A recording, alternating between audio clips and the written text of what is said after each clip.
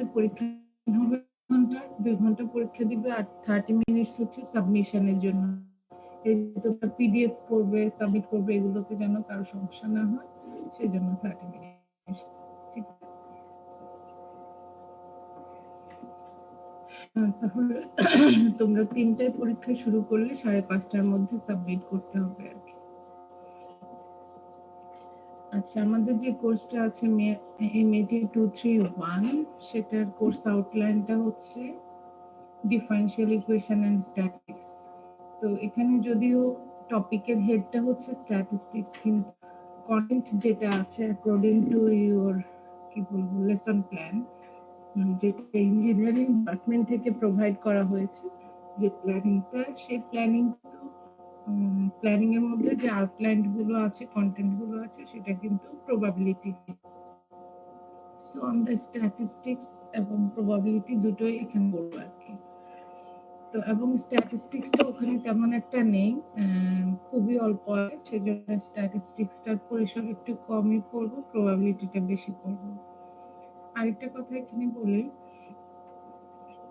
Differential equation যেমন তোমাদের একটা একটু কনফিউজড হয়ে যেতে, ঝামেলা মনে হতো, মানে প্রথম টেক্সটটা হয়তো অত টাফ ছিল না, সেকেন্ড ক্লাসটা হয়তো ততটা টাফ ছিল না, তারপর যত বেশি লেকচার গিয়েছে তত বেশি একটার সাথে একটা কনফিউশন হওয়ার মতো। স্ট্যাটিস্টিক্স কিন্তু না, স্ট্যাটিস্টিক্স এর প্রতিটা ইন্ডিভিজুয়াল কনসেপ্ট নিতে পারবে, তবে অলওয়েজই ফান্ডামেন্টাল ইনফরমেশনকে মাথায় নিয়ে ক্লাসে বসতে হবে, যাতে করে তুমি পুরো লেকচারটা ক্লিয়ার করতে পারো।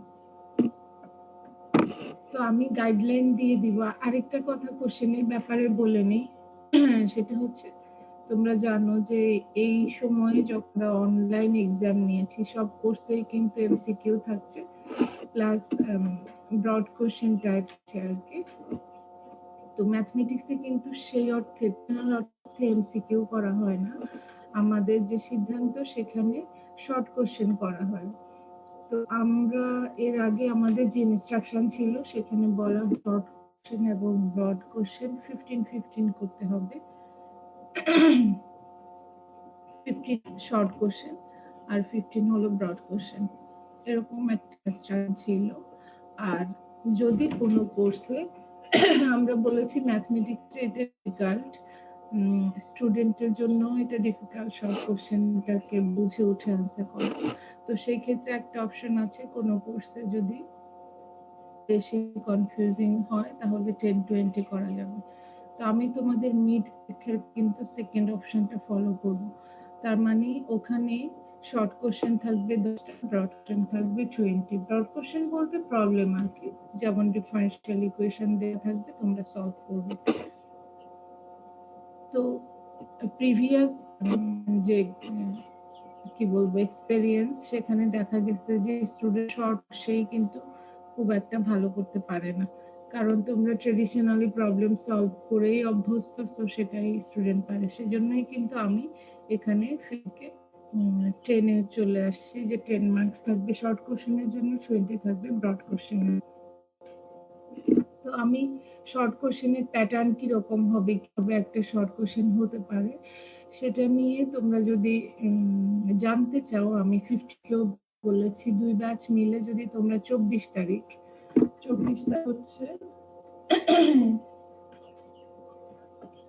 এখন তো নভেম্বর না, 24 তারিখ কি বার হয়?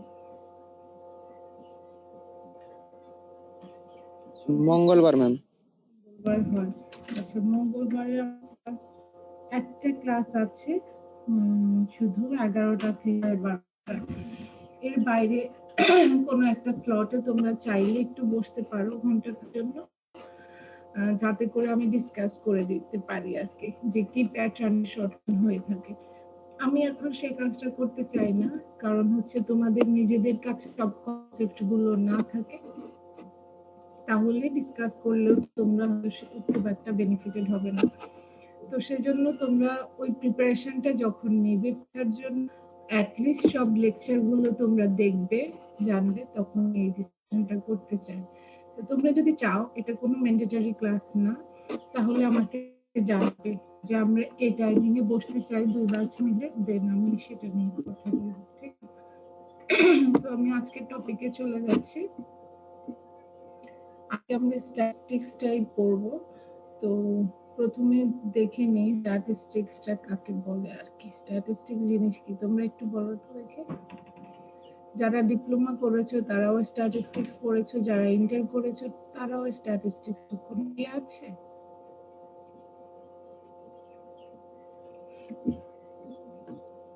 ম্যাম স্ট্যাটিস্টিক মানে পরিসংখ্যান না ম্যাম? হ্যাঁ, পরিসংখ্যান। ম্যাডাম কোনো ডাটা থেকে কোনো গ্রাফ তৈরি করাকে স্ট্যাটিস্টিক্স বলে। পার্শিয়ালি হয়েছে আকাশ। শুধু ডাটা থেকে গ্রাফ তৈরি করি না, স্ট্যাটিস্টিক্স আরো কিছু কাজ করি, তবু তোমার আনসারটা পার্শিয়ালি যে এখানে কিছু ডাটা থাকে, গ্রাফ তৈরি করা হয়, সেটা স্ট্যাটিস্টিক্স এর একটা কাজ। আমরা কিন্তু স্ট্যাটিস্টিক্স কে যদি বলি ডিফাইন স্ট্যাটিস্টিক্স, তোমরা দেখবে কখনো কোশ্চেন হয় না স্ট্যাটিস্টিক্স কে ডিফাইন করো, বিকজ স্ট্যাটিস্টিক্স কে ডিফাইন করা পসিবল না। যদি তুমি বলো ম্যাথমেটিক্স কে ডিফাইন করো তাহলে সেটা পসিবল না, এই কারণে তোমাকে অনেকগুলো ডেফিনেশন, যেমন মূল স্ট্যাটিস্টিক্স যে সাবজেক্টটা তারা একভাবে ডিফাইন করবে। যদি তুমি ধরো যারা মেডিকেলে আছে স্টুডেন্টও কিন্তু স্ট্যাটিস্টিক্স পড়ে, তারা কিন্তু তাদের ওন ল্যাঙ্গুয়েজ, ধরুন তোমার কাছে মনে হবে ডিফারেন্ট, মূল কথাটা কিন্তু আসলে ডিফারেন্ট না, তার ভাবে ডিফারেন্ট করবে। আবার ইঞ্জিনিয়ারিং স্টুডেন্টের কাছে সেটা অন্য একটু আঙ্গিকে আসবে। তো তারপরে আমরা যদি দেখি একেবারে সাইকোলজি, হিস্ট্রি, লিটারেচার, যে কোনো সাবজেক্টে কিন্তু স্ট্যাটিস্টিক্স আছে হায়ার স্টাডির ক্ষেত্রে। তার মানে এটা খুবই জেনারেল একটা সাবজেক্ট, সে কারণে এটাকে খুব স্পেসিফিক করে ডিফাইন করা যায় না। তবে সব সাবজেক্ট গুলোর মূল যে কনসেপ্ট, সেই কনসেপ্টটা নিয়ে আমরা এখানে একটা ডেফিনেশন পেয়েছি। সেই ডেফিনেশনটা আমি লিখেছি, যেখানে কোনো সাবজেক্টকেই আসলে নিয়ে কথা বলা হয় না, কোনো সাবজেক্টের অ্যাঙ্গেল থেকে এটাকে ডিফাইন করা হয় না, এটাকে ডিফাইন করছে একটা ফর্মে। তো আমরা এটা দেখব যে সেটা কি ফর্মে যে ডিফাইন করা হয়েছে। এখানে দেখতে পাচ্ছ স্ট্যাটিস্টিক্সে আমরা আসলে যে কাজটা করি সেটা হচ্ছে অনেকগুলো র্যান্ডম অনেক ইনফরমেশন, এই ইনফরমেশন গুলোকে, এরকম ধরো 5 লক্ষ ইনফরমেশন আছে, আমি ডট ডট দিয়ে ডিফারেন্ট জায়গায় ডট দিয়ে বোঝাচ্ছি দে আর স্ক্যাটার্ড মানে কি ছড়ানো ছিল, ঠিক আছে, স্ক্যাটার্ড মানে কি ছড়িয়ে ছিটিয়ে থাকা। তো এরকম অনেকগুলো ইনফরমেশন স্ক্যাটার্ড ফর্মে আছে। এখন তোমাকে যদি বলা হয় এরকম, যদি ধরো তুমি 5000 ইনফরমেশন বোর্ডের মধ্যে দেখে থাকো, তাহলে কি তুমি বুঝতে পারবে যে আসলে বিষয়টা কি হচ্ছে এখানে? বোঝার কোনো ওয়ে আছে? আচ্ছা, তোমাদেরকে যদি আমি একটা কোশ্চেন করি ভাবে যে এই মুহূর্তে তোমরা কোনো একটা বিষয়ে ইনফরমেশন চাও, ডাটা চাও, তোমার ইন্টারেস্টের কোনো ফিল্ড আছে যে আমি এই বিষয়ে অনেকগুলো ইনফরমেশন আমার দরকার? না, আমি বোধহয় বলতে চাচ্ছ নাকি আর তুমি জয়েন করেছো? কোনো ফিল্ড অফ ইন্টারেস্ট আছে যেখানকার ইনফরমেশন তোমার জানার আছে?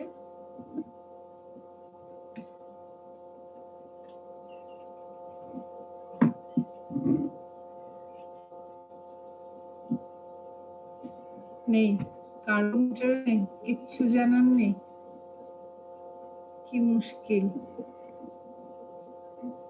ম্যাথমেটিক্স এর বিষয়ে বলছি না, তোমরা কি আমাকে শুনতে পাচ্ছ? আশিক, শুনতে পাচ্ছি।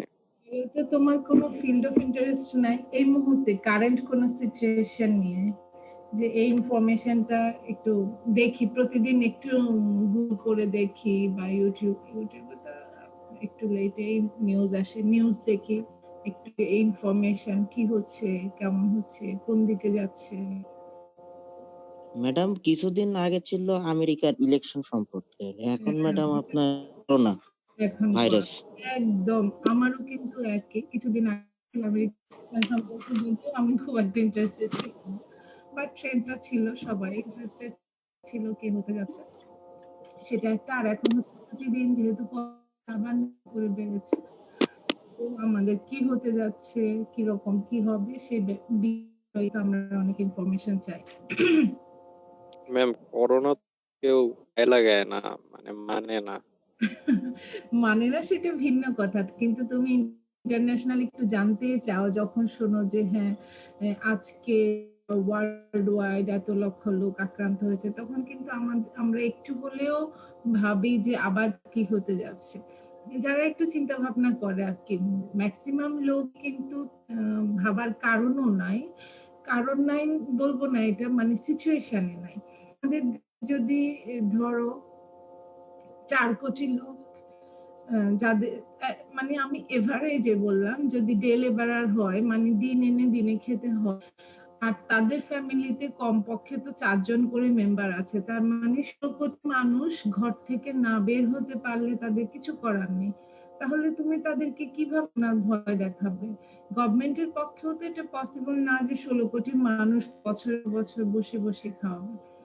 আমাদের তো কোথাও সেরকম সিস্টেমই নাই। আমরা যে ট্যাক্স দিই সেই ট্যাক্সটা তো অন্য মানে কি বলবো সেরকম রাইতে ইউজ হয় না, বা এটার একটা লং টার্ম কোনো প্ল্যানিং ছিল না। যেমন বাইরের দেশগুলোতে আছে বেকার ভাতা, সেখানে আছে যারা বয়স্ক হয়ে কর্মক্ষম থাকবে না, তাদের দায় দায়িত্ব গভর্নমেন্ট নিবে। আবার যারা কাজ করতে পারে তারাও তো প্রচুর পরিমাণে ট্যাক্স দিয়ে গভর্নমেন্টকে হেল্প করে, কিন্তু আমরা তো চাই আবার দিলেও সেটা কাজে লাগে না। তো সবকিছু মিলিয়ে তো আমাদের পক্ষে এটা সম্ভব না। একবার পেটে খাবার জুটবে না, তুমি 3টা বেলা না খেয়ে দেখো যে তারপরে তোমার কাছে করোনা টরোনা কিছুই মনে হবে না, এখন আমার খাবারই চাই। সো এটা আসলে তাদের পক্ষে আর যারা একটু টাকা পয়সায় মোটামুটি সলভেন্ট আছে, তারা মনে করছে যে আমাদের একসাথে বেশি করে যাই, একদিনে অনেক কিছু কেনাকাটা করে এনে ঘরে বসে থাকি, এরকম প্রচুর আছে। ম্যাম আমি আসলে ম্যাম এই যে জনসংখ্যা বেশি, তো এই জন্য এই প্রবলেমটা। বাংলাদেশে ম্যাম মানুষ খাইতে পারে না, ফ্যামিলিতে খাইতে পারে না। চাচ্ছি তখন আমরা কিন্তু আমাদের যে হেলথ থেকে যে মেসেজটা দেয়া হয়, সেখানে কিন্তু তোমাদেরকে একটা কনক্রিট মেসেজ দেওয়া হয়। ধরো বলা হয় আজকে এত হাজার 1,500-এর পরীক্ষা হয়েছে, অথবা 2,000 শনাক্ত হয়েছে, তার মধ্যে এতজন হচ্ছে এফেক্টেড পাওয়া গিয়েছে, ঠিক আছে, এতজন মৃত্যুবরণ করেছে, এতজন সুস্থ হয়ে বাড়ি ফিরেছে, এরকম ভাবে। সেখানে কিন্তু বলা হয় না যে এই একজন ইন্ডিভিজুয়ালকে পেলাম, সেই একজন সুস্থ হয়েছেন, ইন্ডিভিজুয়ালকে পেলাম, এই একজনের অবস্থা খারাপের দিকে যাচ্ছে, এই একজন ইন্ডিভিজুয়ালকে। এরকম যদি প্রতি ইন্ডিভিজুয়ালের একটা লিস্ট দেয় যে অমুক জায়গার এই মানুষটাকে টেস্ট করা হয়েছে, এই জায়গার এই মানুষটাকে টেস্ট করা হয়েছে, তাহলে কিন্তু তোমরা ওই যে 1,500 মানুষের যে লম্বা একটা লিস্ট হবে, সেটা কেউ তাকিয়েও দেখবে না।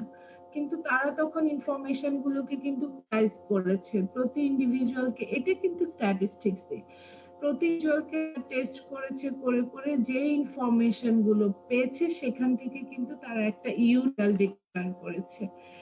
এই সমস্ত ইনফরমেশন গুলো থেকে তারা ক্যাটাগরাইজ করেছে, ক্যাটাগরাইজ করে বলেছে যে কতজন সুস্থ হয়েছে,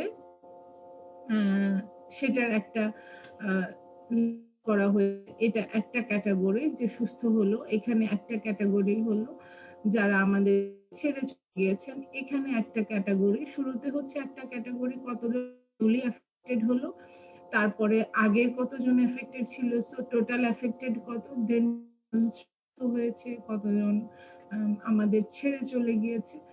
যখন এভাবে ইনফরমেশন গুলো দিচ্ছে, তখন কিন্তু তুমি এই যে 1,500 ইনফরমেশন র ফর্মে ছিল, সেখান থেকে তুমি কিন্তু 3টা ক্যাটাগরি পেলে।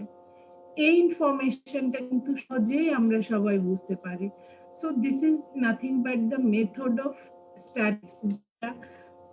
স্ট্যাটিস্টিক্স এর একটা মেথডের মাধ্যমে ক্যাটাগরাইজ। আমরা আসলে রেগুলার লাইফে অলওয়েজ স্ট্যাটিস্টিক্স কে ইউজ করি, কিন্তু যখন সাবজেক্ট হিসেবে বলি তখন মনে হয় এটা কঠিন কিছু হচ্ছে। আসলে আমরা রেগুলারলি স্ট্যাটিস্টিক্স কে ইউজ করছি। সো স্ট্যাটিস্টিক্সটা হচ্ছে অনেকগুলো র ডাটাকে, মানে হলো ইনফরমেশন, বা অবজারভেশন, সেই অবজারভেশন গুলোকে তুমি ক্যাটাগরাইজ করছো বা ফ্রিকোয়েন্সিতে ডিস্ট্রিবিউট করছো, করে কি একটা ইউনিক রেজাল্ট দেওয়ার চেষ্টা করছো। ঠিক আছে? এখন এখান থেকে আমাদের টার্গেট হলো, এই যে 3টা ক্যাটাগরি আছে, প্রতিদিনই অ্যাফেক্টেড আছে, প্রতিদিনই কিছু মানুষ মারা যাচ্ছে, প্রতিদিনই কিছু মানুষ সুস্থ হচ্ছে। আমরা চাই এই ঘটনাটার অবসান হতে। তার মানে আমরা একটা ইউনিক রেজাল্টের দিকে যেতে চাই, সেটা হলো free from corona. The country is free from corona. So আমরা এই একেবারে ইউনিক রেজাল্টে আসতে চাই। বুঝতে পেরেছো? এটা আমাদের উইশ, যে কবে পৃথিবী এরকম হবে যার কোনো করোনা থাকবে না। করোনা থাকবে না, এটা হলো ইউনিক একটা রেজাল্ট। তো এখন আমরা সেটাই যেতে পারিনি, কিন্তু আমরা যেখানে আসতে পেরেছি সেটা হচ্ছে এই ইনফরমেশন গুলোকে কনসাইজ করে দিতে পেরেছি। এটা হলো স্ট্যাটিস্টিক্স। এখন স্ট্যাটিস্টিক্স আমরা কিন্তু, এই যে তুমি ডেটাকে পেলে, আমরা এখানে ক্যাটাগরি অনুযায়ী সাজিয়েছি। ক্যাটাগরি ছাড়াও কিছু কিছু ডাটা আছে যেখানে তোমাকে করতে হবে, ফ্রিকোয়েন্সি ডিস্ট্রিবিউট করতে হবে। তো আমরা জানবো ফ্রিকোয়েন্সি ডিস্ট্রিবিউশনটা কি। তার মানে র ডাটা যখন তুমি পাবে, প্রথমত র ডাটা কালেক্ট করতে হবে। তাহলে স্ট্যাটিস্টিক্স এর প্রথম কাজ হচ্ছে কালেকশন করা, ডাটা কালেকশন করা। বুঝতে পেরেছো? সেই কালেকশনও আবার কিন্তু অনেকগুলো মেথডে হতে পারে। তো সেই কারণে বলা হয়েছে statistics is a collection of method. Method মানে ওয়ে, যে ওয়েতে তুমি এই কাজটা করবে। তার মানে একাধিক মেথড কালেকশন হলো স্ট্যাটিস্টিক্স। এই মেথডগুলোর কাজ কি? মেথডগুলোর কাজ হচ্ছে কালেক্টিং ডাটা। তার মানে ডাটাকে কালেক্ট করা। করোনার ক্ষেত্রে প্রতি ইন্ডিভিজুয়াল গিয়ে গিয়ে ডাটা দিয়ে আসে। তার মানে ইন্ডিভিজুয়াল যখন যায় টেস্ট করে তখন কিন্তু ডাটাটা পেয়ে যায়। এবং সারা দেশের ডাটাগুলো আছে সেগুলো কিন্তু সেন্ট্রাল পর্যায়ে সেন্ড করা হয়। আমরা এতটা পেয়েছি এভাবে করে ডাটা কালেক্ট করা হয়। তো এই ডাটা কালেক্ট হওয়ার পরে এখন তারা ডাটাকে ডিসপ্লে করে। কিভাবে ডাটা ডিসপ্লে করে? ওয়েবসাইটে তারা ক্যাটাগরি করে, ক্যাটাগরি করে তারা জানিয়ে দেয় যে আজকে এতজন ডেড হলো, এতজন সুস্থ হয়ে বাড়ি ফিরেছে, আর এতজন মৃত্যুবরণ। এটা হলো ডিসপ্লে করা। এই ডিসপ্লেটা করারও কিন্তু ওয়ে আছে, যদি সেটা ফ্রিকোয়েন্সি ডিস্ট্রিবিউশন টেবিলের মাধ্যমে করা হয়। তো আমরা দেখব কিভাবে ডাটা করে। তারপরে ডাটাকে আবার অ্যানালাইসিস করতে হয়। কেন অ্যানালাইসিস করতে হয় সেটা নিয়ে আমরা বলবো। এন্ড অ্যানালাইসিস করার পরে ফাইনালি ডাটার থেকে একটা কনক্লুশনে আসতে হয়। আমরা একটা কনক্লুশনে পৌঁছাতে চাই। এখন ধরো আমি অন্য একটা এক্সাম্পল, এটা তোমাদের জন্য সমসাময়িক। ধরো যারা যেতে চাচ্ছ, তাদের একটা তো চিন্তা আছে যে আমি কোথায় যাব, কি না করব, এরকম একটা গাইডলাইন তুমি চাচ্ছ। নিশ্চয়ই অনেকে চাচ্ছ, অনেকের আবার গাইডলাইন হয়তো আছে নাকি? জি ম্যাম। আছে না? তো সেক্ষেত্রে অনেক সময় হয়, ধরো তোমাদের বড় ভাইরা যারা এখান থেকে পাশ করে চলে গিয়েছে, কিন্তু বিভিন্ন প্রতিষ্ঠানে অনেকেই আছে। আমি তো একেবারে শুরু দিকের ব্যাচ গুলো, যেমন ইঞ্জিনিয়ারিং গুলো শুরু হয়েছে 28 ব্যাচ থেকে, মেবি আমি স্টার্ট করেছি 28 থেকে। তবে এর আগে বোধহয় বিবিএ ছিল। তো হোয়াটএভার একটা ব্যাচ থাকলেও থাকতে পারে, এই ইনফরমেশন আমার কাছে ক্লিয়ার না। কিন্তু 20 ব্যাচ থেকে আজকে হচ্ছে 74 ব্যাচ। তো 28 ব্যাচ থেকে যদি যে স্টুডেন্টরা আছে তারা তো অনেকেই অনেক জায়গায় আছে, অনেকে আমি ব্যক্তিগতভাবে ভালো পজিশনে আছে। এখন এমন যদি হয় তোমাদের কাছে তাদের ইনফরমেশন কোন ইউনিভার্সিটিতে থাকে, ধরো একটা অ্যালামনাই থাকে যেখানে প্রত্যেক ইন্ডিভিজুয়ালের ইনফরমেশন আছে, তাহলে কিন্তু তোমরা তাদের সাথে যোগাযোগ করেও একটা গাইডলাইন পেতে পারো যে আমার এই ফিল্ডে একটু ইন্টারেস্ট, আমাকে একটু গাইডলাইন দেন যে আমি এই লাইনে যদি আসতে চাই তাহলে আমাকে সার্টিফিকেট নিয়ে আসাই যথেষ্ট হবে, কোনো ওয়ার্কশপ করতে হবে বা অন্য কোনো ফিল্ড ওয়ার্ক করতে হবে, কি ধরনের প্রিপারেশন আমার প্রয়োজন, সেটা কিন্তু তোমরা তার থেকে জানতেই পারো। এটা এরকম নেই তোমাকে কোনো ব্যবস্থা করে দিবে, বাট সে তোমাকে পথ দেখাবে। এটাও কিন্তু অনেক ইম্পর্টেন্ট, কোনো একটা গাইডলাইন পাওয়া।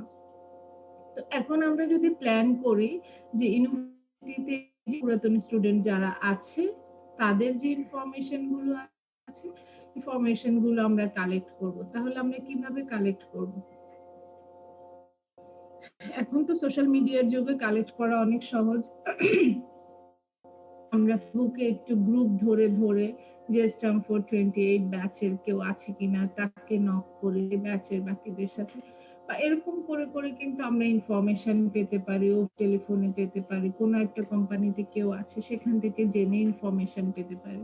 তো এভাবে করে ধরো আমি 5,000 বা 10,000 ইনফরমেশন, 10,000ই বললাম, 10,000 ইনফরমেশন পেলাম।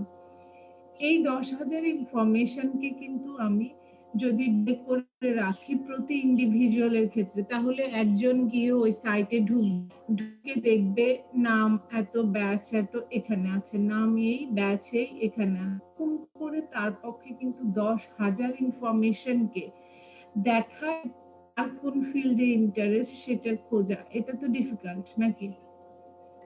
জি ম্যাম। Difficult না?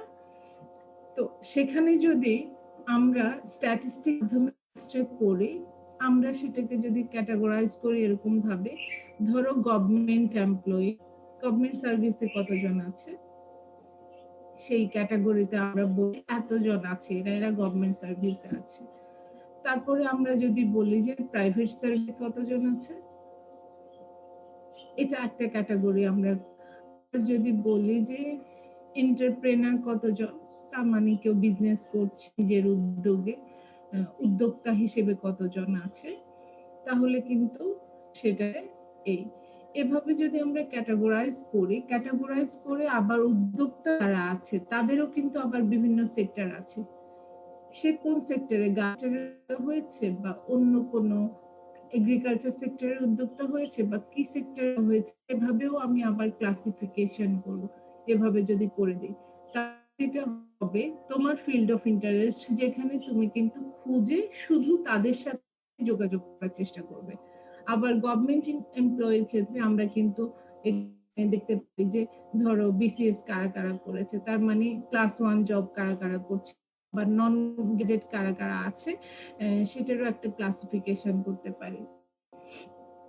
প্রাইভেট সেক্টরের মধ্যে আমরা নরমালি কর্পোরেট জবে কারা আছে, অন্যান্য সেক্টরে কারা আছে, এভাবে যদি ক্লাসিফিকেশন করি, এগুলো কিন্তু তোমরা পাচ্ছ 10,000 ইনফরমেশন থেকে এগুলোকে সর্ট আউট করতে মোটামুটি একটু কিন্তু করতে হবে যে এই কাজগুলো করবে। তো এটাই হচ্ছে স্ট্যাটিস্টিক্স, যে অনেকগুলো ইনফরমেশনকে কি করছো এমন ভাবে ডিসপ্লে করছো যাতে করে একজন দেখেই বুঝতে পারে যে এখানে কি ইনফরমেশন আছে।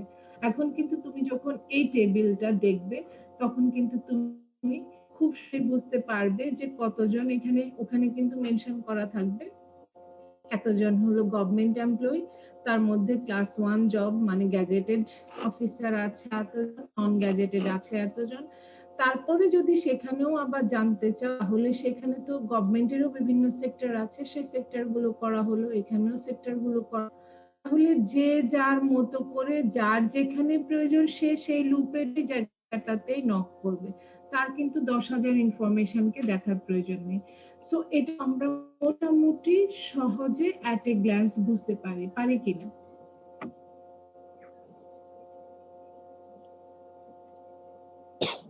আমরা 10,000 ইনফরমেশনকে এভাবে করে সাজাই, সেটা কি আমাদের জন্য অনেক সহজ না বুঝতে বা জি ম্যাম। সেটা হ্যান্ডেল করতে?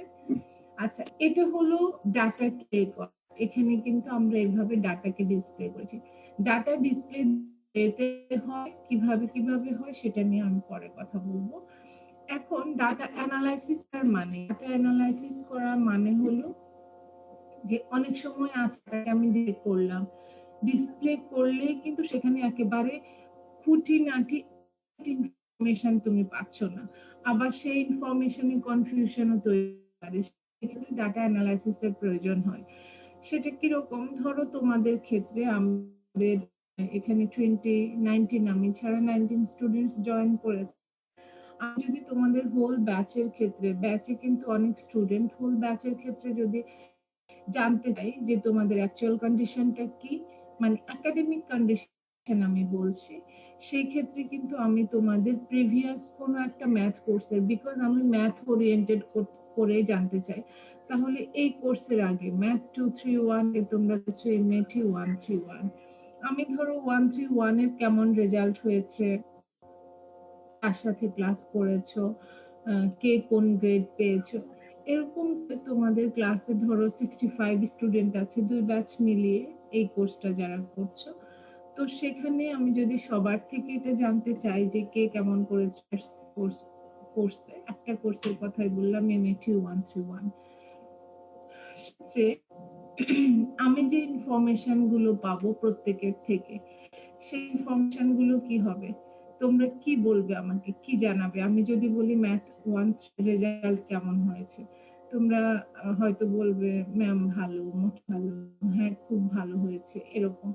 আমি সেটাকে স্পেসিফিক করে জানতে চাইলে তোমরা বলবে আমি পেয়েছি A+ পেয়েছি, কেউ B পেয়েছি, কেউ C পেয়েছি, এরকম করে। তো প্রত্যেক ইন্ডিভিজুয়ালের ইনফরমেশন গুলোকে আমি যদি বলি যে আমি মার্কসের ভিত্তিতে জানতে চাই, ডিসপ্লে করতে চাই মার্কসের ভিত্তিতে, আমি কি বলবো? আমি বলবো যে লেস দেন 40 কতজন পেয়েছো। তার মানে হলো আমি শুরুতে কতজন উইক আছো সেটা জানতে চাই। লেস দেন 40 মানে কি? লেস দেন 40 40 মানে কম। হ্যাঁ সেটা তো বললাম, সেটা দিয়ে কি মিন করলাম? Fail madam. আমি খুব খারাপ ফিল করি যখন আমি কাউকে জিজ্ঞেস করব তুমি ফেল করেছো কিনা, অথবা সরাসরি কাউকে রেজাল্ট জানাতেও অপছন্দ করি, কারণ আমার কাছে মনে হয় একটা আসলে আমি তাকে বললাম যে তুমি ফেল করেছো, যদিও স্টুডেন্ট মনে করে যে আমি স্টুডেন্টকে ফেল করাতে পছন্দ করি, কিন্তু ফ্যাক্ট হচ্ছে আমি কাউকে মুখের উপর তুমি ফেল করছো এই কথাটা বলতে একেবারেই পছন্দ করি না। সো যারা ফেল করে আমি তারা আসলে অ্যাভয়েড করি, যে রেখে দেওয়া হবে, তোমরা ওখানে দেখে নিও হোয়াটএভার। আমি পজিটিভ বললাম, ফেল কথাটা উচ্চারণ করলাম না, বললাম লেস দেন 40 কত পেয়েছো। এরপরে তোমাদের যদিও 40 থেকে 45 এর মধ্যে একটা ক্লাস, একটা কি গ্রেড চেঞ্জ হয়, কিন্তু আমি এই 5 মার্কস কে কনসিডারেশনে নিলাম না, আমি 10 মার্কস এর মধ্যে 40 থেকে কতজন পেয়েছো, 50 থেকে 60 কতজন পেয়েছো, এভাবে কিন্তু একটা ক্লাসিফিকেশন আমি তৈরি করছি। 60 থেকে 70, 70 থেকে 80, আর অ্যাবাভ 80। অ্যাবাভ 80 মানে কি? A+ কতজন পেয়েছে, তাই না? A+ কতজন পেয়েছে। এই যে আমি ধরো তোমাদের 65 স্টুডেন্টকে যখন ক্লাসে করলাম, তখন আমি এখানে লিখলাম, এটা হলো মার্কস। এগুলো কি মার্কস না? জি ম্যাম। আর আমি লিখবো number of student, number of student, কতজন এখানে আছে। এখন ধরো মানে তোমাদের ক্ষেত্রে জানি না কে কেমন করেছে, আমি ধরো 40 পেয়েছো 2 জন, তার মানে দুজনের এই কোর্সটা, প্রিভিয়াস কোর্সটা এখনো ইনকমপ্লিট আছে। 50 থেকে 50 পেয়েছো 5 জন, এখানে দিলাম 12 জন, 50 থেকে 60। আচ্ছা 60 থেকে 70 তে 11 জন দিলাম, 70 থেকে 80 তে 7 জন দিলাম, তারপরে অ্যাবাভ 80 তে আমি একজনকে রাখলাম। তার মানে আমি এখানে অল্প স্টুডেন্টকে দেখিয়েছি যে এই কয়জনের উপর আমি সার্ভে করেছি, এখানে আমি টোটাল রেনটা পাবো। টোটাল কতজন পেয়েছি বলো তো?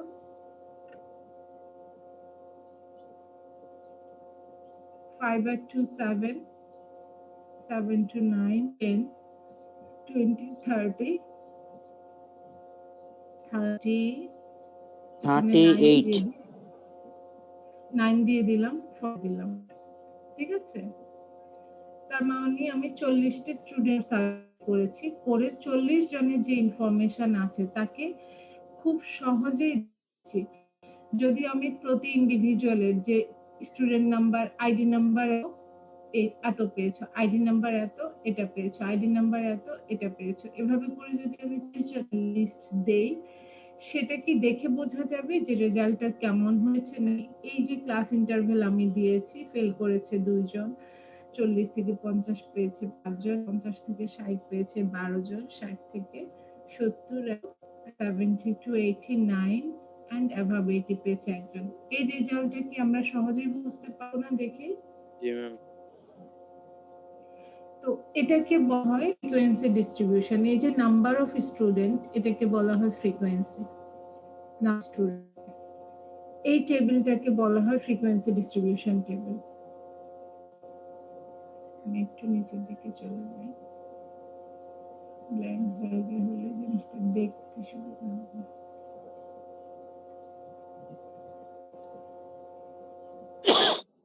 এখন দেখতে পাচ্ছ এখানে আমি কিন্তু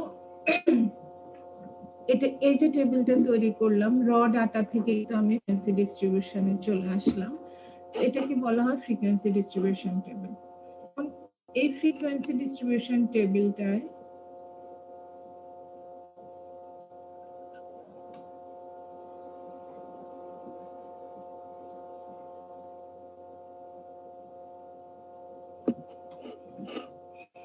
আমরা এখানে একটু জেনে নিই যে ফ্রিকোয়েন্সিটা তাহলে কাকে বলে। আমি কিন্তু এখানে নাম্বার অফ স্টুডেন্টকে বলি ফ্রিকোয়েন্সি।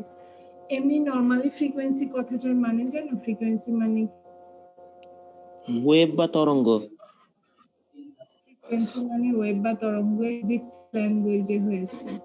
আকাশ আকাশ বলেছো না? জি ম্যাডাম, আমরা তো ইঞ্জিনিয়ারের স্টুডেন্ট, আমরা এটাই বলবো। আচ্ছা, তো সেজন্য এটাকে ওয়েভ বলো ফ্রিকোয়েন্সিকে। আচ্ছা, এখানে ফ্রিকোয়েন্সি কথাটার মানে আমরা বলি না যে এই জিনিসটা ফ্রিকোয়েন্টলি আসছে, এই জিনিসটা ফ্রিকোয়েন্টলি আসছে, তার মানে ঘন ঘন, আমরা খুব শর্ট টাইমের মধ্যে পাচ্ছি। সো ফ্রিকোয়েন্সি মানে হলো নাম্বার অফ অবজারভেশন। তুমি ওই ওয়েভটাকে কিভাবে পাচ্ছ, ফ্রিকোয়েন্সি কথাটার মানে কিন্তু সেখানেও এটাই করে যে তুমি যে এখানে কিন্তু তুমি ফ্রিকোয়েন্সি বলতে ধরো আমি একটা ওয়েভ ড্র করলাম, তোমরা যেটা বলেছো সেটা ওয়েভ। এই ওয়েভটাকে কি ফ্রিকোয়েন্সি বলে? জি ম্যাডাম। এই যে ওয়েভটা ড্র করেছে পুরো ওয়েভটা কি ফ্রি বলে? জি ম্যাডাম, ফ্রিকোয়েন্সিটা না, তোমাদের কনসেপ্টে ভুল আছে। ধরো আমার এই যে ওয়েভটা আমি ড্র করেছি, এই ওয়েভের স্টার্টে এখানে হয়ে তারপরে এখানে আসলো, এই পর্যন্ত একটা ওয়েভ। এই পর্যন্ত কয়টা ওয়েভ? Complete wave. এই জন্য এটাকে বলা হয় ওয়েভলেংথ। এই লেন্থটুকুকে বলা হয় ওয়েভলেংথ। এটা হলো একটা কমপ্লিট ওয়েভ। এখন আমি এই ওয়েভটা, এটা হলো একটা, এবার আবার আরেকটা মানে এই, তার মানে আরেকটা ওয়েভ পেলাম, এই টোটালটা একটা কমপ্লিট। এরপরে আমি এখানে দিলাম, এটা হলো আরেকটা কমপ্লিট ওয়েভ। ফ্রিকোয়েন্সি দিয়ে বোঝানো হয় যে কয়টা কমপ্লিট ওয়েভ এখানে তৈরি হয়েছে, কয়টা। বুঝতে পেরেছো? জি ম্যাডাম, বুঝতে পারছি। এটা হলো ওয়েভ লেংথ। এখানে কিন্তু আমরা ওয়েভ এটার লেংথটাকে এভাবে করে মেজার করি। সো এখানেও ফ্রিকোয়েন্সি বলতে কিন্তু বোঝানো হয় কয়টা কমপ্লিট ওয়েভ এখানে আছে। যখন আমরা ভ্যালুগুলো চেঞ্জ করি, যেমন এটা হলো sin x এর ফর্মুলা, sin x এর ওয়েভ। আমরা যদি এটাকে 2x করে দিই তাহলে দেখা যায় যে এই লেংথ গুলো আরো কমে যায়, কমে গিয়ে কিন্তু আমাদের ফ্রিকোয়েন্সিটা বেড়ে যায়। সো ফ্রিকোয়েন্সি কিন্তু এখানে মিন করে হাউ মেনি, তার মানে সংখ্যা। ফ্রিকোয়েন্সি মানে কি একটা সংখ্যা না? হাউ মেনি হলে তো সংখ্যাই হবে না, সংখ্যা হবে। তো আমাদের এখানেও ফ্রিকোয়েন্সি একই জিনিসই মিন করে। এখানকার ফ্রিকোয়েন্সি হলো how many student, how many word, how many people. আমরা যাদের উপর অবজারভেশনটা দিব, যেমন আমরা যখন বলি করোনা এফেক্টেড কতজন, তার মানে হাউ মেনি পিপল, সেখানে সেটা হলো ফ্রিকোয়েন্সি। করোনাতে এফেক্টেড হয়েছে কতজন, সেটা একটা ক্যাটাগরি, এতজন, তার মানে ফ্রিকোয়েন্সি হলো এত।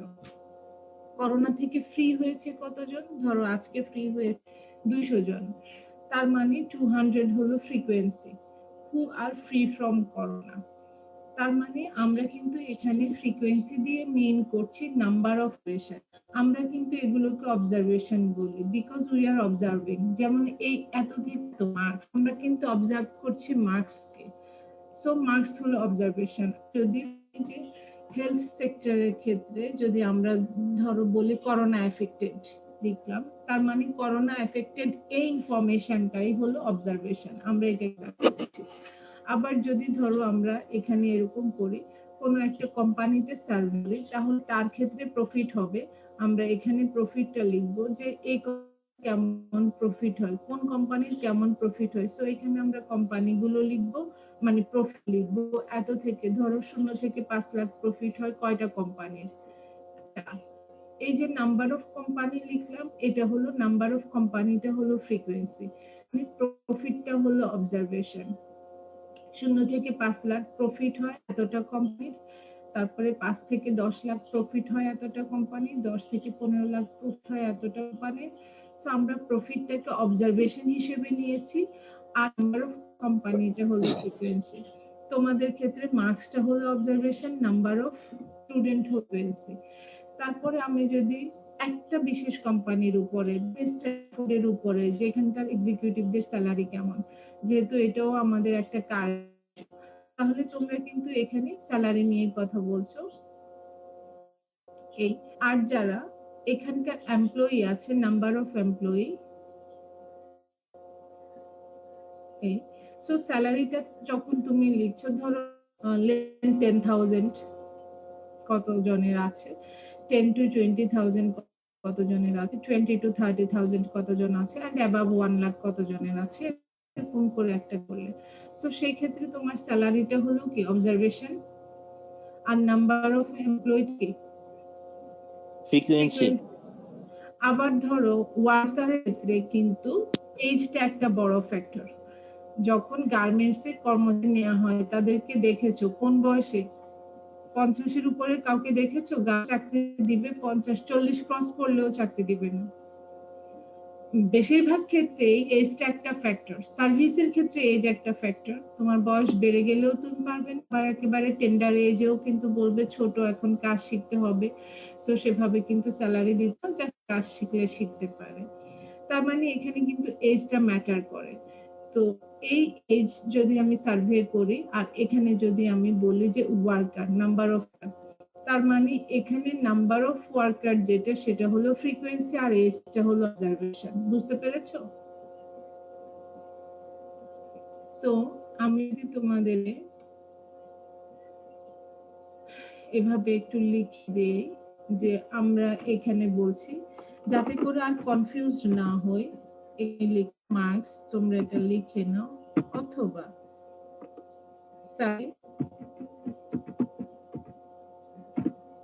অথবা কি বলেছি, feet, height or weight or in or wage মানে খরচ।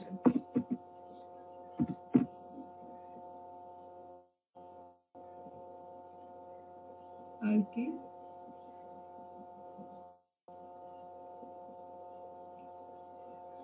স্ট্যাবিলিটি।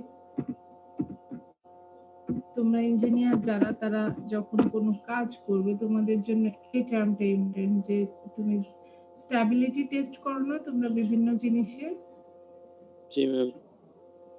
তো সেটা একটা অবজারভেশন হতে পারে। এই সবগুলোকে আমরা কমন নাম, সবগুলোর কি নাম, কমন নাম। যেমন তোমাদের কমন নাম স্টুডেন্ট, এই সবগুলোর কমন নাম হলো অবজারভেশন। ঠিক আছে? অথবা ডেটা। ক্লিয়ার? জি ম্যাম। আচ্ছা, এবার আসি, আর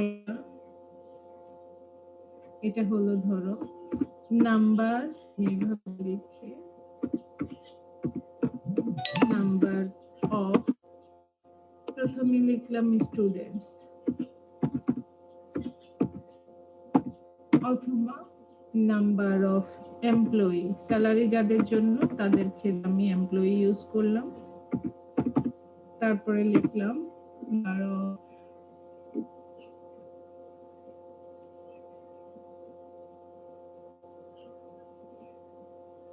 প্রফিট, প্রফিট হলো কোম্পানি,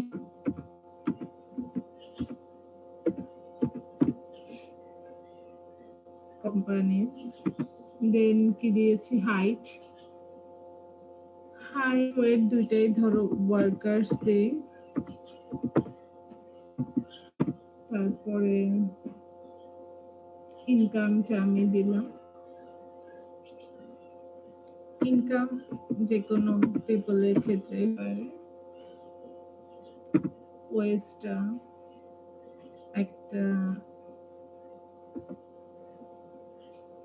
ইনস্টিটিউশন,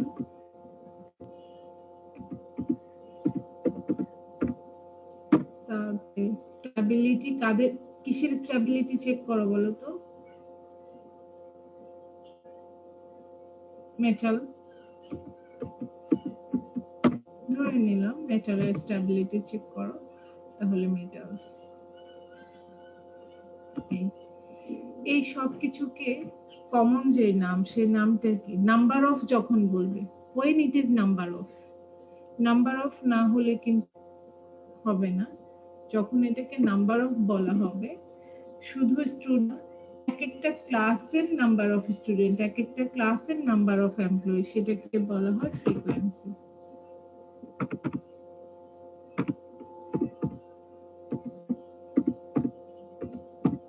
বুঝে গেছে?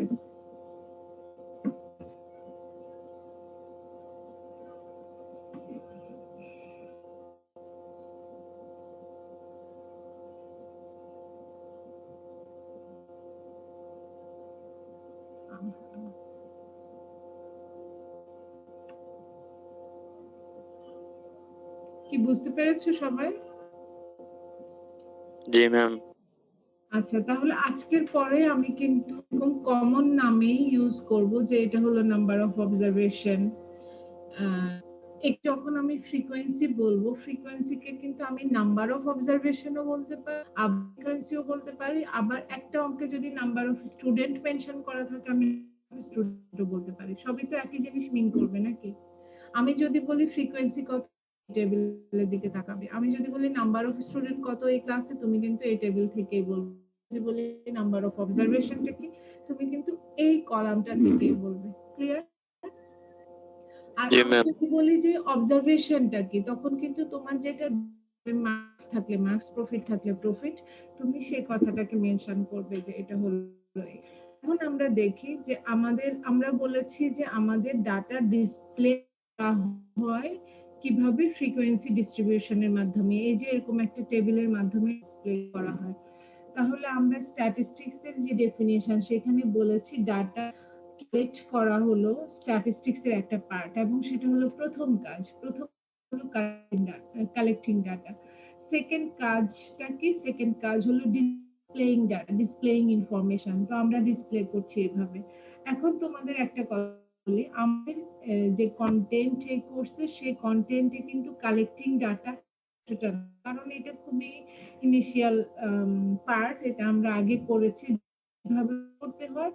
আর এর আগে যেটা ছিল, যখন এরকম সোশ্যাল মিডিয়া ছিল না, মোবাইলও এরকম সবার হাতে হাতে ছিল না, আমি দেখেছি অনেক স্টুডেন্ট যারা বিবিএ করতো, তারা যখন তাদের ফিল্ড কোনো একটা সার্ভে, এগুলো তাদের থিসিসের পার্ট ছিল, তখন তারা কি করতো, কাগজের মধ্যে অনেকগুলো কোশ্চেন, ধরো 20টা কোশ্চেন লিখে নিয়ে আসতো, যে বিষয়ে সে জানতে চায়, সার্ভ করবে, স্টুডেন্টদের কাছ থেকে জানবে। সে একটা ক্লাসে এসে ঢুকে 5 মিনিটস টাইম চেয়ে নিয়ে, দেখা যেত যে ক্লাসের শেষে স্টুডেন্টদেরকে দেওয়া হতো, স্টুডেন্ট সেখানে তার ওপিনিয়ন কোশ্চেন আনসারের মাধ্যমে জানাতো, আর তারা সেটা নিয়ে যেত, এবং সেটাকে দেন তারা অ্যানালাইসিস করে কিন্তু ইনফরমেশনটাকে কালেক্ট করতো।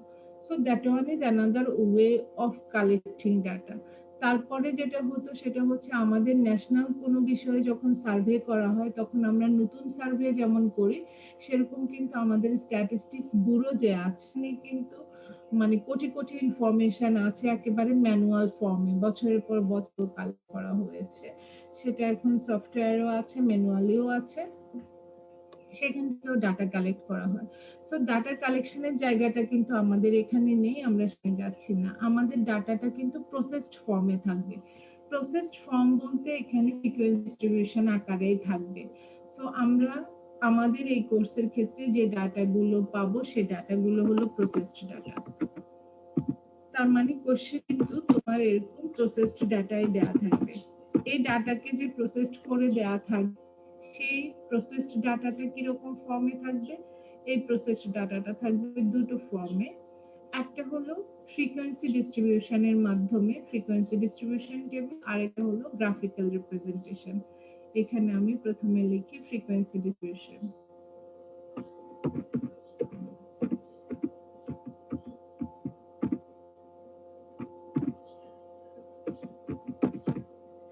তোমরা এগুলো লিখে নাও। ফ্রিকোয়েন্সি ডিস্ট্রিবিউশন এভাবে দেওয়া থাকবে, একটা টেবিলের মধ্যে ফ্রিকোয়েন্সি আকারে ডিস্ট্রিবিউট করা হবে। ঠিক আমি যেভাবে যেটা লিখেছি সেটাই হচ্ছে ফ্রিকোয়েন্সি ডিস্ট্রিবিউশন টেবিল। বোঝা গেছে? এই যে আমি টেবিলটা দিয়েছি এটাই হলো ফ্রিকোয়েন্সি ডিস্ট্রিবিউশন টেবিল। তার মানে হচ্ছে তুমি কি করেছো, এক একটা ক্লাস, এক একটা গ্রুপ করেছো, ক্লাসের মধ্যে কতটা স্টুডেন্ট আছে বা কতটা ওয়ার্কার আছে সেই ফ্রিকোয়েন্সি গুলো, এই টেবিলটাকে বলা হয় ফ্রিকোয়েন্সি ডিস্ট্রিবিউশন টেবিল। আর এছাড়া আমরা এই গ্রাফের মাধ্যমেও দেখাতে পারি। তার মানে ডাটাগুলো কিন্তু গ্রাফিক্যাল রিপ্রেজেন্টেশনেও হতে পারে। তো এখানে আমি লিখছি গ্রাফিক্যাল রিপ্রেজেন্টেশন, এই ফর্মেও কিন্তু ডাটা থাকতে পারে।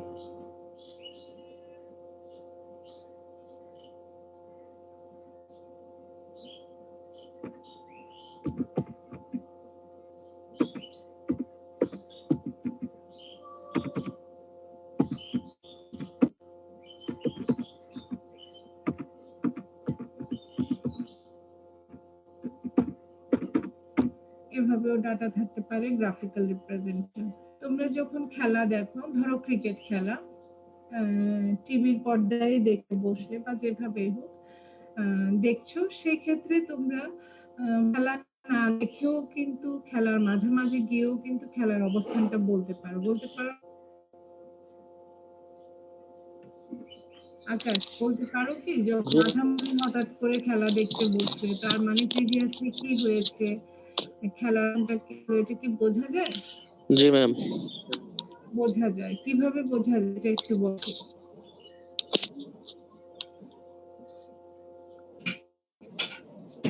ম্যাম নিচে তো স্কোর দেখে কিভাবে দেখো? শুধু স্কোর দেখো যে এত রান হয়েছে, এটা জি ম্যাম, এতজন আউট হয়েছে, এত রান হয়েছে, শুধু এই স্কোর দেখলে কি আমরা ডিটেইলস পাই? এই স্কোরটা হলো একটা ইউনিক ইনফরমেশন যে আউট হলো এতজন, স্কোর হলো এত। তুমি স্কোরটা দেখলে যে এতক্ষণ পর্যন্ত যে খেলা চললো, তাতে করে যারা ব্যাট করছে তারা রান স্কোর করলো। ধরো আমি এখানে লিখলাম 85 রানস স্কোর হয়ে, আর এরই মধ্যে 3টা উইকেট পড়ে গেল, ঠিক আছে? তার মানে আউট হয়েছে 3 জন। এই ইনফরমেশন এতে করে কিন্তু তুমি বলতে পারলে না যে যে 3 জন পড়ে গিয়েছে তারা কত রান করেছে। তারা কি বলে, ডাক ডাক না বলো দিনো কি? জি ম্যাম, ডাক। তার মানে কত, কেউ ডাক মেরেছে, রান করেছে কিনা সেটা কিন্তু তোমরা বলতে পারো। কিভাবে সেটা বলতে পারো?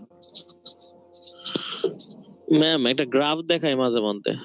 হ্যাঁ, এটা সবচেয়ে ইম্পর্টেন্ট যে এরকম একটা গ্রাফ দেখায়, সেই গ্রাফ দেখেই কিন্তু তোমরা বুঝে যাও যে এখানে ওভার টু ওভার, কখনো কখনো গ্রাফটা এরকম হয়, গ্রাফে কিন্তু তুমি ওভার টু ওভার বুঝতে পারো। যেমন প্রথম 5 ওভার, তারপরের 5 ওভার, তার মানে কোন ওভারে ভালো খেলেছে, তখন ক্রিজে ছিল, সেটা আবার কিন্তু এখানে আরেকটা গ্রাফের মধ্যে দিয়ে দেয়। ধরো আউট হয়েছে, সে কোথায় গিয়ে আউট হয়েছে, সেকেন্ড ব্যাটসম্যানকে ডিফারেন্ট কালারেও দিতে। আমরা কিন্তু কোনো ধরনের কথাবার্তা ছাড়াই এই ছোট জিনিসটা দেখে কিন্তু একেবারে ডিটেলস ইনফরমেশন পেয়ে যাই। ইভেন বল টু বল কি হয়েছে অনেক সময় এটাও দেখায়, বল অ্যানালাইসিস যখন করা হয়। আর এছাড়া ওভার অনুযায়ী কিন্তু দেখানো হয় ডাউটস গুলো কেমন ভাবে হচ্ছে। তারপরে আমরা কিন্তু সেখান থেকে বুঝে যাই যে শুরুতে অবস্থানটা কেমন ছিল, এখন অবস্থানটা কেমন, এখন ফ্ল্যাট যাচ্ছে। আরো যখন সেকেন্ড এটাকে কি বলে, মানে যখন দ্বিতীয় সেকেন্ড ইনিংস। সেকেন্ড ইনিংস, হ্যাঁ রিয়েলি সেকেন্ড ইনিংস যখন হয় তখন কিন্তু একটা কম্পারেটিভ গ্রাফ দেখায়, যে এখানে বলে যে ওদের এই অবস্থান ছিল, আবার আরেকটা কালার দিয়ে বলে যে হ্যাঁ হ্যাঁ এখন ওরা উপরে উঠে গিয়েছে, তাই না? সো আমি গ্রাফ দেখে কিন্তু আরো সহজে বুঝতে পারি ইনফরমেশন গুলোকে। সেজন্য এটা একটা স্ট্রং ব্যাপার, গ্রাফিক্যাল রিপ্রেজেন্টেশনটা খুবই স্ট্রং জিনিসকে মেইন, যে আমরা একটা তাকিয়ে সাথে সাথে ডিটেলস ইনফরমেশন বুঝে যাই, যতটা না এদিকে সাথে সাথে বুঝি। তার মানে ফ্রিকোয়েন্সি ডিস্ট্রিবিউশন টেবিল কিন্তু আমাদের র ডাটার চেয়ে অনেক বেশি স্ট্রং, সেটার দিকে তাকিয়ে আমরা বুঝি কোথায় কি হয়েছে। কিন্তু এই ডিস্ট্রিবিউশনটাকে গ্রাফে দেখানো হয় তখন আমরা আরো সহজে বুঝে যাই, আরো শর্টকাট যাই। তো এখানে তোমাদের যে কোশ্চেনটা থাকবে, আমি বলেছি আমরা স্টার্টটুকু করব, সেখানে আমাদের কিন্তু কোনো র ডাটা দেয়া থাকবে না, আমাদের প্রসেস ডাটা থাকবে। প্রসেস ডাটা মানে হয় ফ্রিকোয়েন্সি ডিস্ট্রিবিউশন টেবিল আকারে অথবা গ্রাফিক্যাল রিপ্রেজেন্টেশন আকারে। আমি তোমাদেরকে বলবো আমরা যে ডাটাগুলো পাবো সেই ডাটাগুলো কিন্তু আমরা পাবো হচ্ছে ফ্রিকোয়েন্সি ডিস্ট্রিবিউশন টেবিল আকারে, কখনোই গ্রাফিক্যাল আকারে পাবো না। বরং আমাদেরকে কোশ্চেন করা হতে পারে যে এই যে ডিস্ট্রিবিউশন টেবিলটা দিয়েছি, এই টেবিল থেকে তুমি গ্রাফ তৈরি করো। তার মানে এটি কোশ্চেন দেওয়া থাকবে গ্রাফিক্যাল রিপ্রেজেন্টেশন অংশটা, এটাও কিন্তু প্রসেস ডাটাই, বাট আমাদেরকে এক ধরনের প্রসেস ডাটা দিয়ে আরেক ধরনের প্রসেসে নিতে বলা হবে, কিন্তু দেওয়া থাকবে না। বোঝা গেছে? আচ্ছা, এখন কোশ্চেনে যেটা দেয়া থাকবে সেটা হলো ফ্রিকোয়েন্সি ডিস্ট্রিবিউশন টেবিল, তার একটা টেবিল। এই ফ্রিকোয়েন্সি ডিস্ট্রিবিউশন টেবিলটা আবার দুই ধরনের হয় দেয়া কোশ্চেনে, তোমাকে বুঝতে হবে কোন ভাবে আছে। প্রথম যে প্যাটার্নটা, সেই প্যাটার্নটাকে আমি বলি ক্লাস ইন্টারভ্যাল ফর্ম। এটা হলো ক্লাস ইন্টারভ্যাল ফর্ম। দেখতে পাচ্ছ এখানে যে ফর্মটা আছে এটা হলো ক্লাস ইন্টারভ্যাল ফর্ম।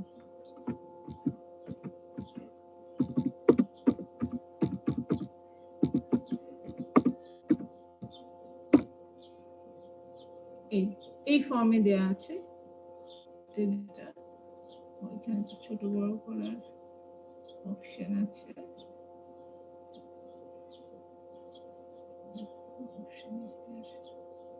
আচ্ছা, এই হলো ক্লাস ইন্টারভ্যাল ফর্মে দেয়া আছে। আরেকটা হচ্ছে তোমার যেটা দেয়া থাকবে সেটা হলো less than or more than method, less than or more than, এই ফর্মে থাকবে। আমরা কিন্তু এখানে মোর দেনটা পড়বো না, আমরা লেস দেনটাই পড়বো। কেন পড়বো সেটাও আমি এখন কথা বলতে যাচ্ছি না, আমরা এখানে লেস দেন ফর্ম পাবো। লেস দেন ফর্মটা কি সেটাও তোমরা এখনো জানো না, সেটা আমি জানাবো। কিন্তু ক্লাস ইন্টারভ্যাল ফর্মটা তো দেখেছো না? ক্লাস ইন্টারভ্যাল এই ফর্মটা কি তোমরা দেখেছো? জি ম্যাডাম।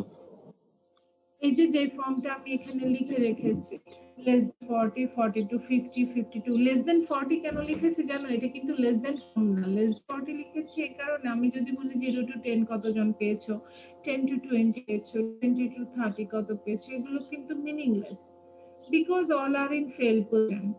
তো আমার 0 to 10, 10 to 20, 20 to 30, 30 to 40 এগুলো জানার তো প্রয়োজন নেই, কারণেই কিন্তু আমি লেস দেন 40 বলেছি, but it is not actually the less than method. তো এটা কিন্তু ক্লাস ইন্টারভ্যাল, যেমন 40 থেকে 50 একটা ক্লাস, 50 থেকে 60 একটা ক্লাস, এগুলো ইন্টারভ্যাল আকারে লেখা আছে, এজন্য এটাকে বলা হয় ক্লাস ইন্টারভ্যাল। এটা ক্লিয়ার হয়েছে?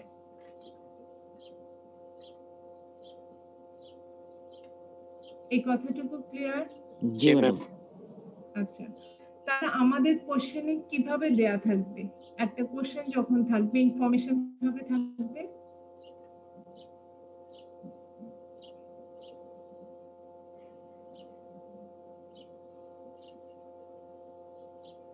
কোশ্চেনে কিভাবে ইনফরমেশন থাকবে?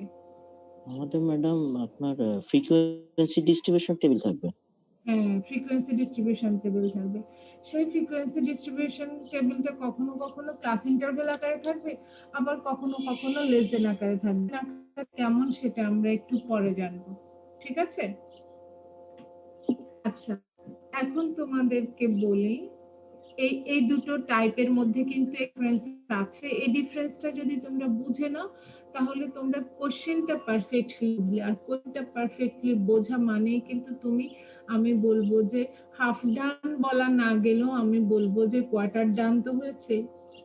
কারণ কোশ্চেন যদি তুমি না বুঝতে পারো তাহলে তুমি যা আনসার করবে প্রথম ধাপে যে ছোট একটা ভুল হবে, কারণ তোমার প্রত্যেকটা স্টেপই রং হবে, কোনোটাই কিন্তু আর রাইট আনসার দিবে না।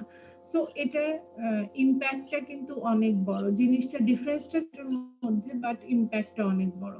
তো আমি একটা ক্লাস ইন্টারভ্যাল এবং লেসন মেথড কি সেটা আমি দেখাচ্ছি, যে টেবিলগুলো করা আছে সেখানে। আমি যে কথাটা বললাম, কোশ্চেনে ফ্রিকোয়েন্সি ডিস্ট্রিবিউশন টেবিল থাকবে whether it is in class interval form less than form, but there will not be any formical presentation। এটা কিন্তু কোশ্চেনে থাকবে না, তোমাকে কোশ্চেন করা হবে ফর্ম, যে কোনো একটা গ্রাফের কথা বলা হবে, সেখানে তো একাধিক ক্লাসিফিকেশন আছে, আমরা সেখান থেকে মাত্র 3টা ক্লাস করব, গ্রাফের একাধিক আছে, আমরা এখান থেকে দেখব। তো সেই গ্রাফিক্যাল রিপ্রেজেন্টেশনে যে কোনো একটা, হয়তো এটা ড্র করে দেখো বা এটা ড্র করে দেখো অথবা এটা ড্র করে দেখো, এরকম বলা হবে।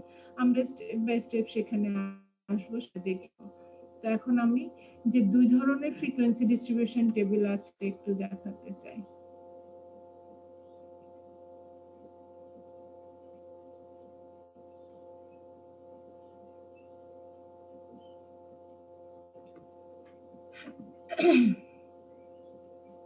আচ্ছা, আমি এগুলো সব ক্লিয়ার করে দিচ্ছি।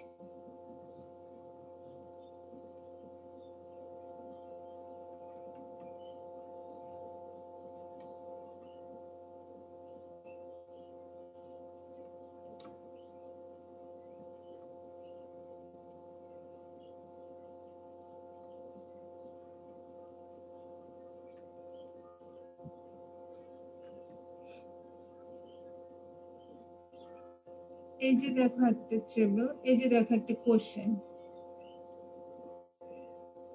দেখতে পাচ্ছ? অবজারভেশন কি? অবজারভেশন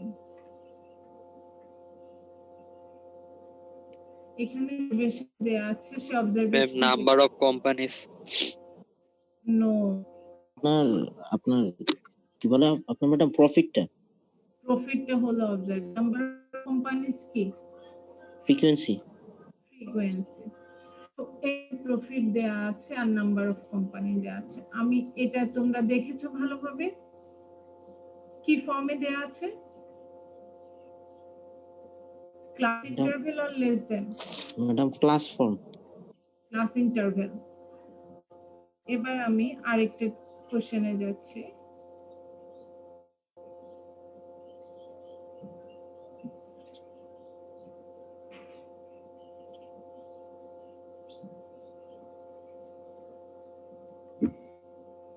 এই কোশ্চেনটাতে আসো, এখানে অবজারভেশন কে?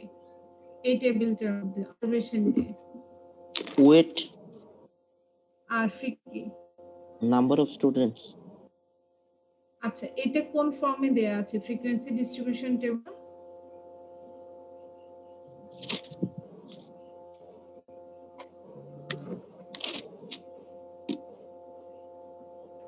ফ্রিকোয়েন্সি ডিস্ট্রিবিউশন টেবিলটা কি ফর্মে দেয়া আছে? Madam class form. হ্যাঁ, ক্লাস ইন্টারভ্যালে দেয়া আছে। আচ্ছা,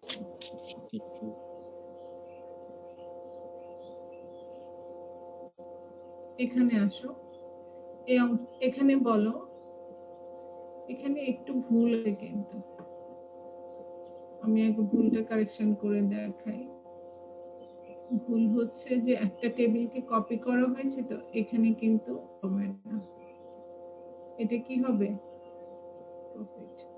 একে তাকানোর দরকার নেই, এটা হচ্ছে আমি তোমাদের সাথে সাথে অঙ্কটা করব, সেজন্য আমি সলিউশন পার্ট টেবিল তৈরি করে রেখেছি। তোমরা এই অংশের দিকে তাকানোর দরকার নেই, বাদ আমরা পরে করব। এইটুকুতে তাকিয়ে বলো, এইটুকুতে তাকিয়ে বলো অবজারভেশন অবজারভেশন অবজারভেশন ম্যাডাম আপনার প্রফিট অবজারভেশন প্রফিট। আর নাম্বার অফ কোম্পানিজটা কি জিনিস? ফ্রিকোয়েন্সি। ফ্রিকোয়েন্সি। এটা কোন মেথডে আছে?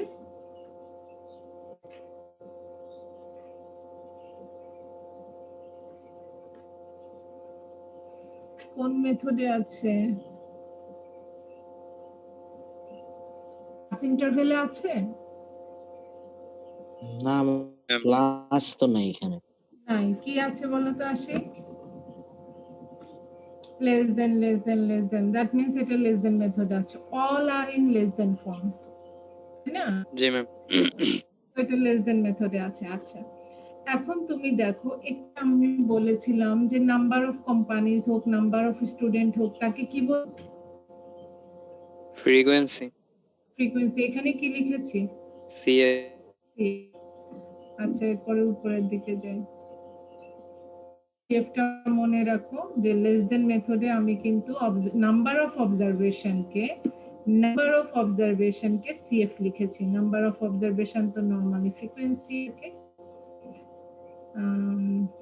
এখানে আমি ক্লিয়ার করে নেই। হ্যাঁ, দ্যাট ওয়েট আছে। নাম্বার অফ স্টুডেন্ট এখানে কি লিখেছি? F ma'am. এফ লিখেছি। তাহলে কি ডিফারেন্স বুঝতে পারলে? ম্যাম লেস দেন এ সিএফ হবে নাম্বার অফ ফ্রিকোয়েন্সিতে, আর ক্লাসে মানে ক্লাস ইন্টারভেল হলে নাম্বার অফ ক্লাস ইন্টারভেল হলে হবে। এফ হবে। তার মানে লেস দেন মেথডে নাম্বার অফ অবজারভেশনটা হবে সিএফ, আর ক্লাস ইন্টারভেলে নাম্বার অফ অবজারভেশনটা হবে এফ। এই কথাটা রাখো।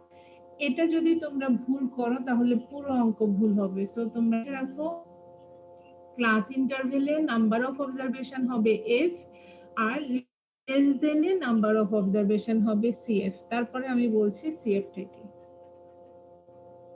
লিখে আমাকে জানাবে যে লিখেছো।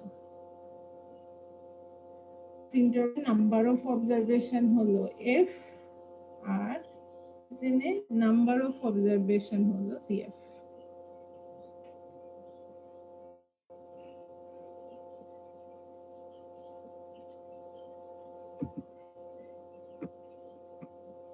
জি ম্যাম লিখছি। এফ মানে তো আমরা সবাই জানি ফ্রিকোয়েন্সি। আর এই স্ট্যাটিস্টিক্সে কিন্তু এই জিনিসগুলো একটা মিনিং আছে। অলওয়েজই তুমি ফ্রিকোয়েন্সিকে স্মল এফ যেখানেই দেখবে তুমি বুঝবে যে সেটা দিয়ে ফ্রিকোয়েন্সি মিন করেছে। যে ফর্মুলাতেই তুমি স্মল এফ দেখবে, কি বুঝবে কাকে মিন করেছে? ফ্রিকোয়েন্সিকে। তারপরে সিএফ দিয়ে যেটা মিন করবে সেটা হলো কিউমুলেটিভ ফ্রিকোয়েন্সি। Cumulative frequency.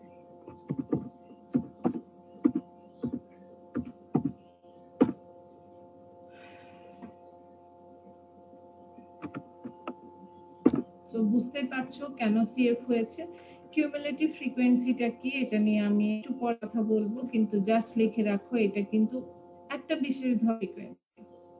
ঠিক আছে, এইটুকু তো বোঝাই যায় যে এটা ডিফারেন্ট একটা frequency, but not exactly the frequency. এটা একটা বিশেষ ধরনের ফ্রিকোয়েন্সি।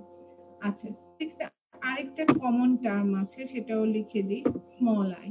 এটারও কিন্তু একটা স্পেসিফিক মিনিং আছে। স্মল আই মানে হচ্ছে ক্লাস ওয়েট।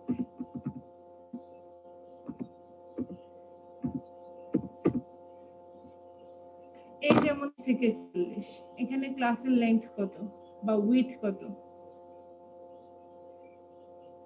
10 ম্যাম। 10। এটাকে বলা হয় আই। বুঝেছে? আমরা এখানে প্রতিটা ক্লাসের উইথ কিন্তু সেম পাচ্ছি। এটা হলো আই অলওয়েজ কিন্তু ক্লাস ইন্টারভ্যাল কতটুকু, ক্লাস ইন্টারভ্যালও আমরা বলে থাকি ক্লাস উইথ ইন্টারভ্যাল। ক্লাস ইন্টারভ্যালটা হলো আই। এখানে আরেকটা জিনিস আছে, সেটা হলো ক্যাপিটাল এন মিন করে এই ইনফরমেশন গুলো কিন্তু তোমরা রাখবে টোটাল ফ্রিকোয়েন্সিতে। যেমন একটু আগে আমি যে ফ্রিকোয়েন্সি টেবিলটা তৈরি করেছি সেখানে নাম্বার অফ স্টুডেন্ট ছিল 40, সো 40 ইজ ক্যাপিটাল এন। এখানে দেখো এই যে ফ্রিকোয়েন্সি গুলোকে যোগ করেছে, যোগ করে টোটাল 150 হয়েছে, সেখানে ক্যাপিটাল এন লিখেছে। ঠিক আছে? জি ম্যাম। আচ্ছা, তাহলে এগুলো আমরা বুঝলাম। আমরা মূল যে জিনিসটা মাথায় রাখলাম সেটা হলো ইন্টারভ্যাল ফর্মে নাম্বার অফ অবজারভেশন হবে ফ্রিকোয়েন্সি, আর লেস দেন মেথডে নাম্বার অফ অবজারভেশন হবে কিউমুলেটিভ ফ্রিকোয়েন্সি। তো কিউমুলেটিভ ফ্রিকোয়েন্সি কাকে বলে সেটা আমরা জানবো। আমরা ক্লাস ইন্টারভ্যাল ফর্মের মধ্যে যে যে জিনিসগুলো পেলাম সেগুলো আমরা এখানে দেখলাম যা যা আছে।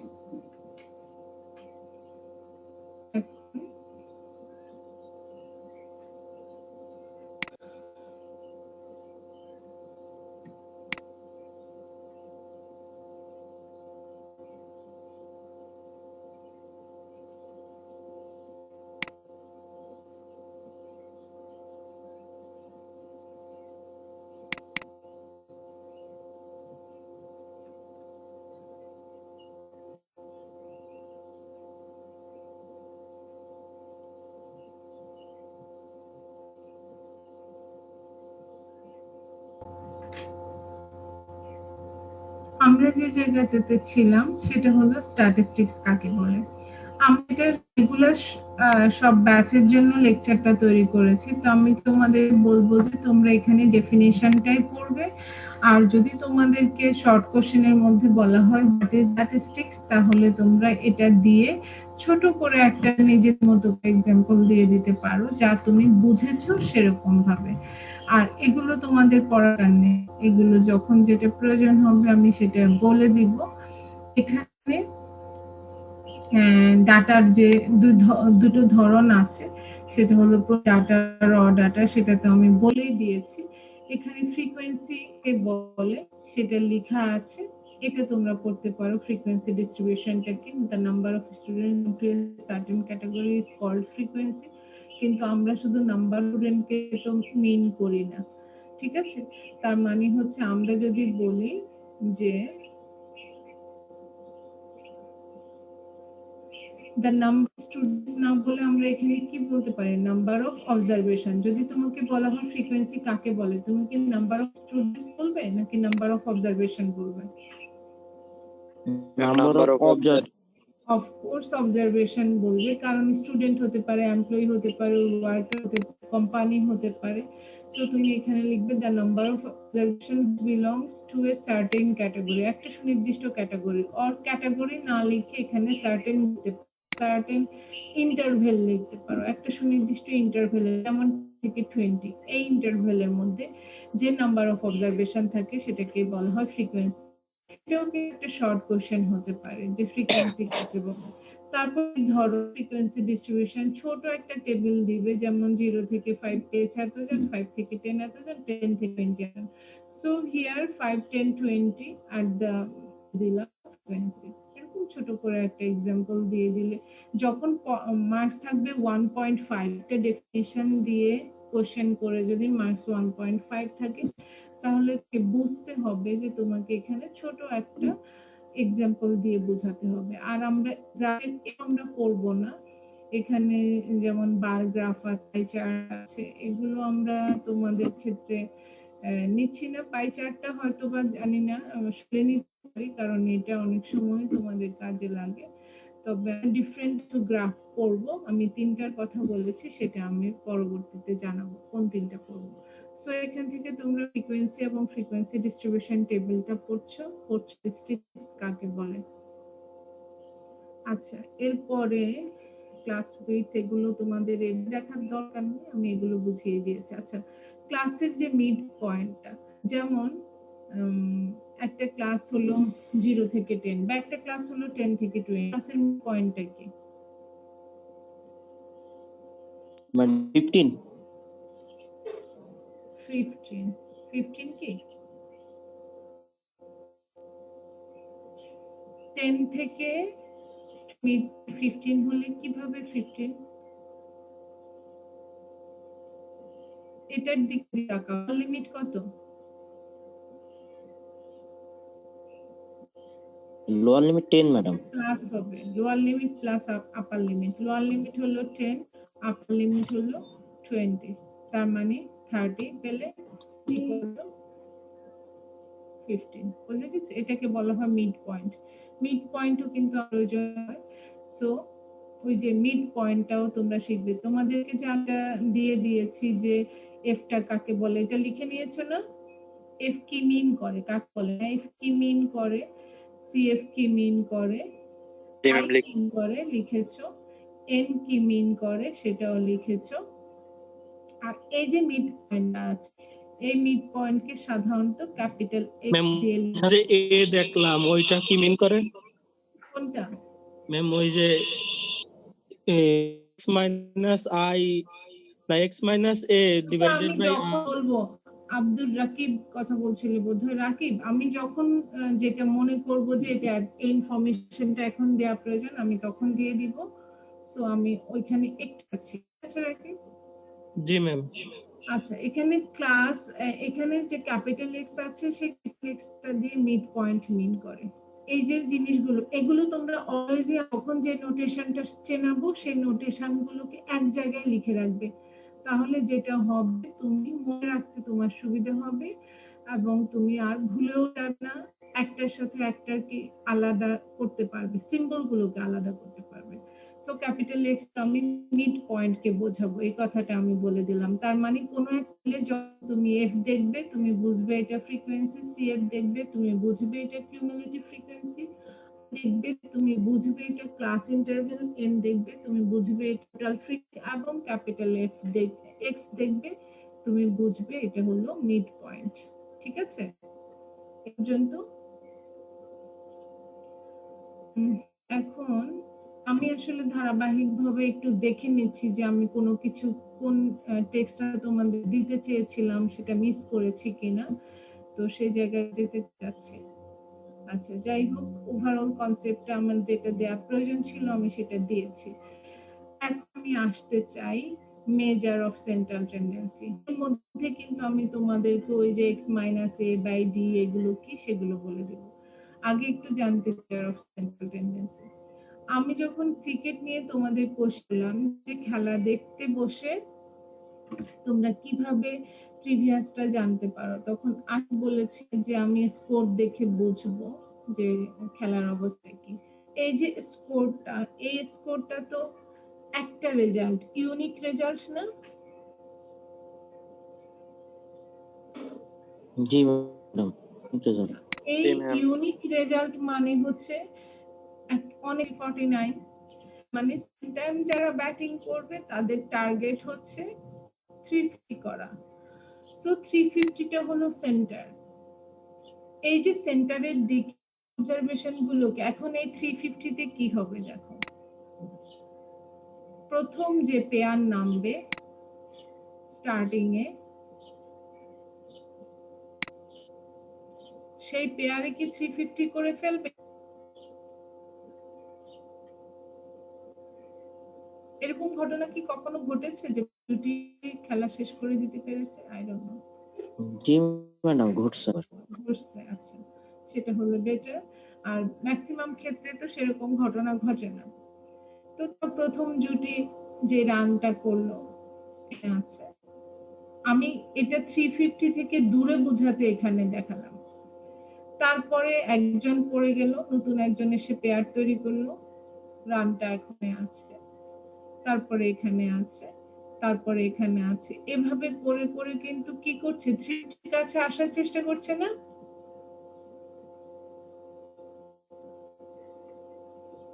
রানটা বাড়িয়ে বাড়িয়ে কার কাছে আসার চেষ্টা করছে? 50 কাছে। 350 কাছে আসার চেষ্টা করছে, কারণ 3 হলো centre.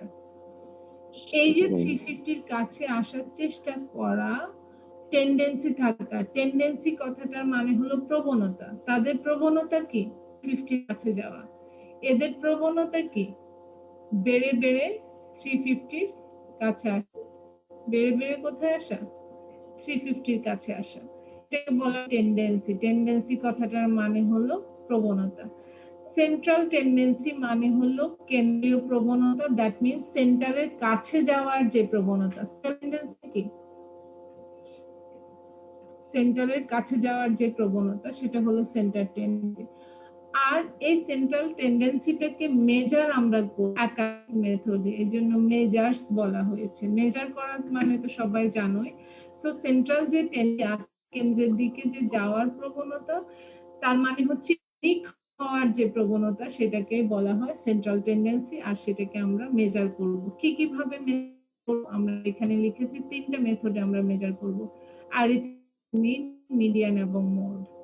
The following are the important measures of central tendency. Central tendency করা এই 3টা মেথডে। এবার আমি একটা এক্সাম্পলের মাধ্যমে এটাকে একটু বুঝাই। কেন 3টা মেথডে করব আগে সেই কথা বলি তোমাদেরকে।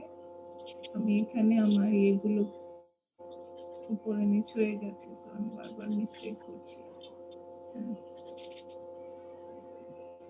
আচ্ছা, তোমাদেরকে আমি যখন বললাম যে লেস দ্যান জন আছো, তারপরে আমি বলেছি 40 থেকে 50 জন আছে, আমি কিন্তু এখানে শুধু অবজারভেশন গুলো দেখাচ্ছি, নাম্বার অফ অবজারভেশন দেখাচ্ছি না। 50 থেকে 60 তে কিছু সংখ্যক স্টুডেন্ট, 60 থেকে 70 তে আছে, 70 থেকে 80 তে আছে,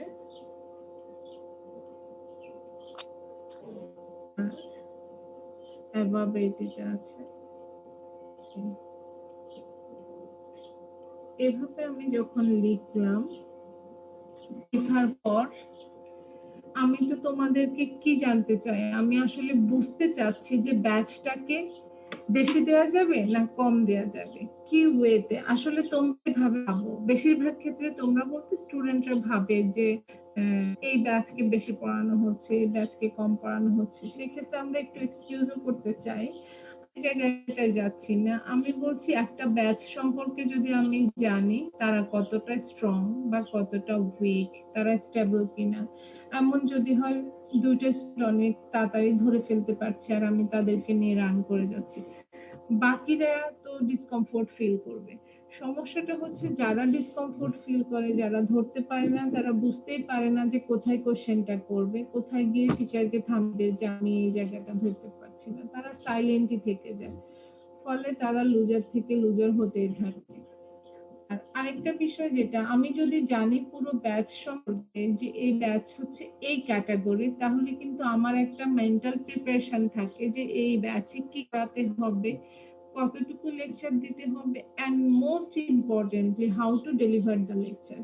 কিভাবে আমি এই লেকচারটা ডেলিভার করব, কোন আঙ্গিকে বলবো, এক্সাম্পল বেশি দিব নাকি এক্সাম্পল কম দিব, এই জিনিসগুলো কিন্তু ডিপেন্ড করে। তো সেটাকে মাথায় রেখে যদি আমি বলি যে আমি ক্যাটাগরিটা জানতে চাই একটা ব্যাচকে, যে ব্যাচের প্যাটার্নটা কেমন, সেখানে আমি যদি দেখি এই দিকে স্টুডেন্টের সংখ্যা হলো বেশি, তাহলে তো আমি উইকই ধরে নিব, ব্যাচটা উইক ধরবো না। যদি আমি দেখি এখানে স্টুডেন্টের সংখ্যা বেশি, তাহলে কিন্তু আমি ব্যাচটাকে ধরে নেব ভালো। যদি আমি দেখি এখানে স্টুডেন্টের সংখ্যা, আমি ব্যাচটাকে বলবো এভারেজ, ফেলও নাই আবার খুব ভালোও নাই, এভারেজ। আর যদি আমি স্টুডেন্ট দেখি এখানে বেশি, এইটা জায়গাতে এখানে যদি আমি স্টুডেন্ট বেশি থাকি, তাহলে কিন্তু আমি ভালো বলবো। আর এখানে বেশি পেয়ে থেকে আমি কিন্তু ভেরি গুড, খুবই ভালো ব্যাচ, এভাবে করে ক্যাটাগরাইজ। আমি যদি এখান থেকে একটা ব্যাচের একটা ইউনিক সিদ্ধান্তে আসতে চাই, ধরো আমি সিদ্ধান্তে আসলাম গুড, কেউ কোনো অবজেকশন জানাবে? কে বললো এটা ভালো ব্যাচ? না ম্যাম, অবজেকশন জানাবে না। জানি না, আমার কিন্তু মনে হয় কি জানানো প্রয়োজন। কেন প্রয়োজন সেই ব্যাখ্যাটা আমি দিব। যদি আমি তোমাদের বলি, তোমাদের ব্যাচ যদি আমি বলি যে ব্যাচ হচ্ছে, সরি টু সে, আমি কাউকে নিয়ে যাচ্ছি না, এটা আমি জানলেও বলবো, কিন্তু আমি ধরো ব্যাচটা পুয়ার, দ্যাট মিনস উইক। এই দুটো কথাকে পজিটিভ আকারেও কিন্তু বলা যায়। এই দুটো কথা হলো একটু নেগেটিভ, একেবারে যে you are very weak in academically. আর আমি এটাও বলতে পারি there is a scope of improvement. এটা হলো পজিটিভ ফর্মে। তার মানে কি ইমপ্রুভমেন্টের স্কোপ এখনো আছে, এই কথাটার মানে শুধু গুডটাও কি নেগেটিভ ম্যাম?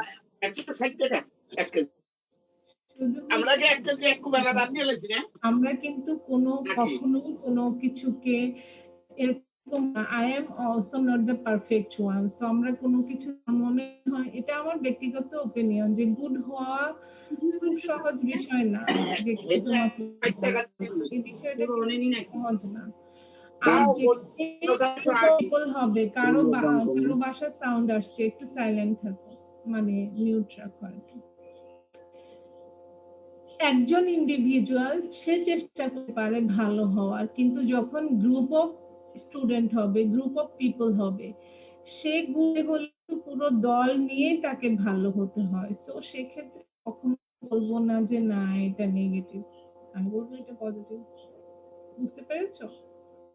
কারণ জি ম্যাম। গ্রুপ অফ পিপলকে রিপ্রেজেন্ট করছে। আর আমি যখন ইমপ্রুভমেন্ট বললাম, তার মানে হচ্ছে আমি পুয়ার বা উইক বললাম না, আমি বললাম যে এখনো তোমাদের ইমপ্রুভমেন্ট করার মতো অবস্থায় আছো। তার মানে কি ফর্ম বললাম যে তোমাদের এখনো কিছু কিছু উইকনেস আছে। হোয়াট এভার, এই কথাটা বললে তোমরা রিঅ্যাক্ট করবে কিনা?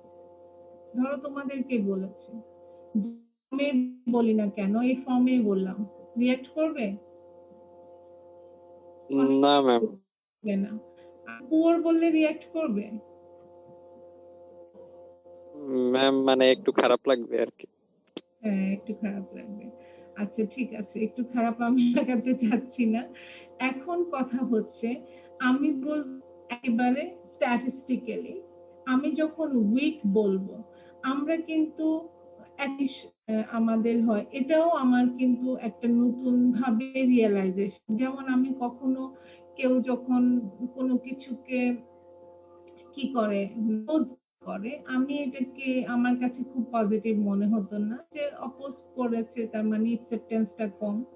কিন্তু আমি এখন মনে করি হ্যাঁ, অপোজ সে করতে পারে, তুমি আমাকে অপোজ করতে পারো, এতে দোষের কিছু নেই। কিন্তু কি ওয়েতে তুমি অপোজ করছো সেটা একটা ব্যাপার আছে, ল্যাঙ্গুয়েজটা একটা ব্যাপার আছে, কিন্তু তুমি অপোজ করতে পারো। আমি তোমাকে উইক বললাম আর সাথে সাথে তুমি মেনে নিলে, সেটা আবার ঠিক না। তার মানে যে ভুলটা করবে, ধরো আমার ভুল অ্যাসেসমেন্ট হয়েছে, আমি ঠিকভাবে অ্যাসেস করতে পারি না, আমি তোমাদেরকে উইক বলে ডিক্লেয়ার করেছি, আর তুমি যদি চুপচাপ থাকো, কে বলে সে যদি চুপচাপ থাকে, তার মানে আমার যে রং অ্যাসেসমেন্ট আছে, এই রংটা রংই হতে থাকবে।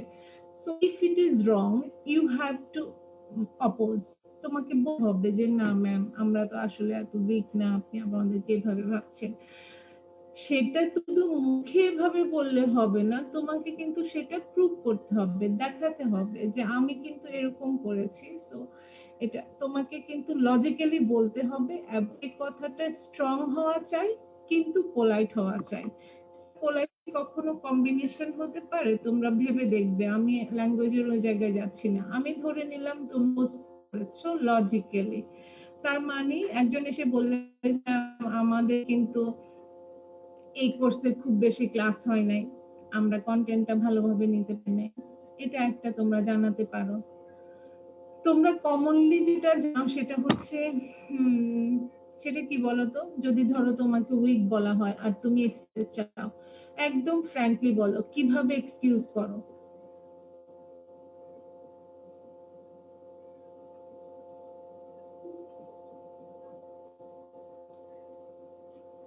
আশিক বা আকাশ, জি ম্যাম। বলো তো কিভাবে তোমাকে আমি বললাম যে তুমি ওই কোর্সে তো খুব খারাপ করেছো আকাশ, আশিক বা আব্দুল্লাহ, মামুন, যারা কথা বলছো না তার কথা বলো। আমি যদি বলে থাকি যে ওই কোর্সটাতে তো তোমরা খুব খারাপ করেছো, তাহলে এর তুমি যদি কিছু বলার থাকে, কোনো রিজন থাকে, সাধারণত কি রিজনটা তুমি বলে থাকো? ম্যাম টিচারের দোষ, টিচার বুঝাইতে পারে নাই। একটা রিজন যে টিচার এটা বুঝাতে পারেন। আহ, আমার মনে হয় এটা তোমরা খুব কম বলো, বুঝাতে পারেনি। বুঝাতে পারেনি বললে খুশি হতাম, ধরো আমাকে বলতে যে হ্যাঁ আপনি এটা ঠিক মতো রিচ করতে পারেন। তোমরা যেটা বলো সেটা হলো যে আমি ঠিকঠাক লিখেছি কিন্তু টিচার খুব কড়া করে খাতা কেটেছে, এটা তোমরা বলো। তুমি কখনো বলো না যে আমরা কন্টেন্টটা বুঝতে পারি নাই, তোমরা বলো যে স্ক্রিপ্টে সমস্যা ছিল, আমি ঠিকঠাক লিখেছি কিন্তু খাতা চেকিংটা প্রপারলি হয় না। বলি না এটা?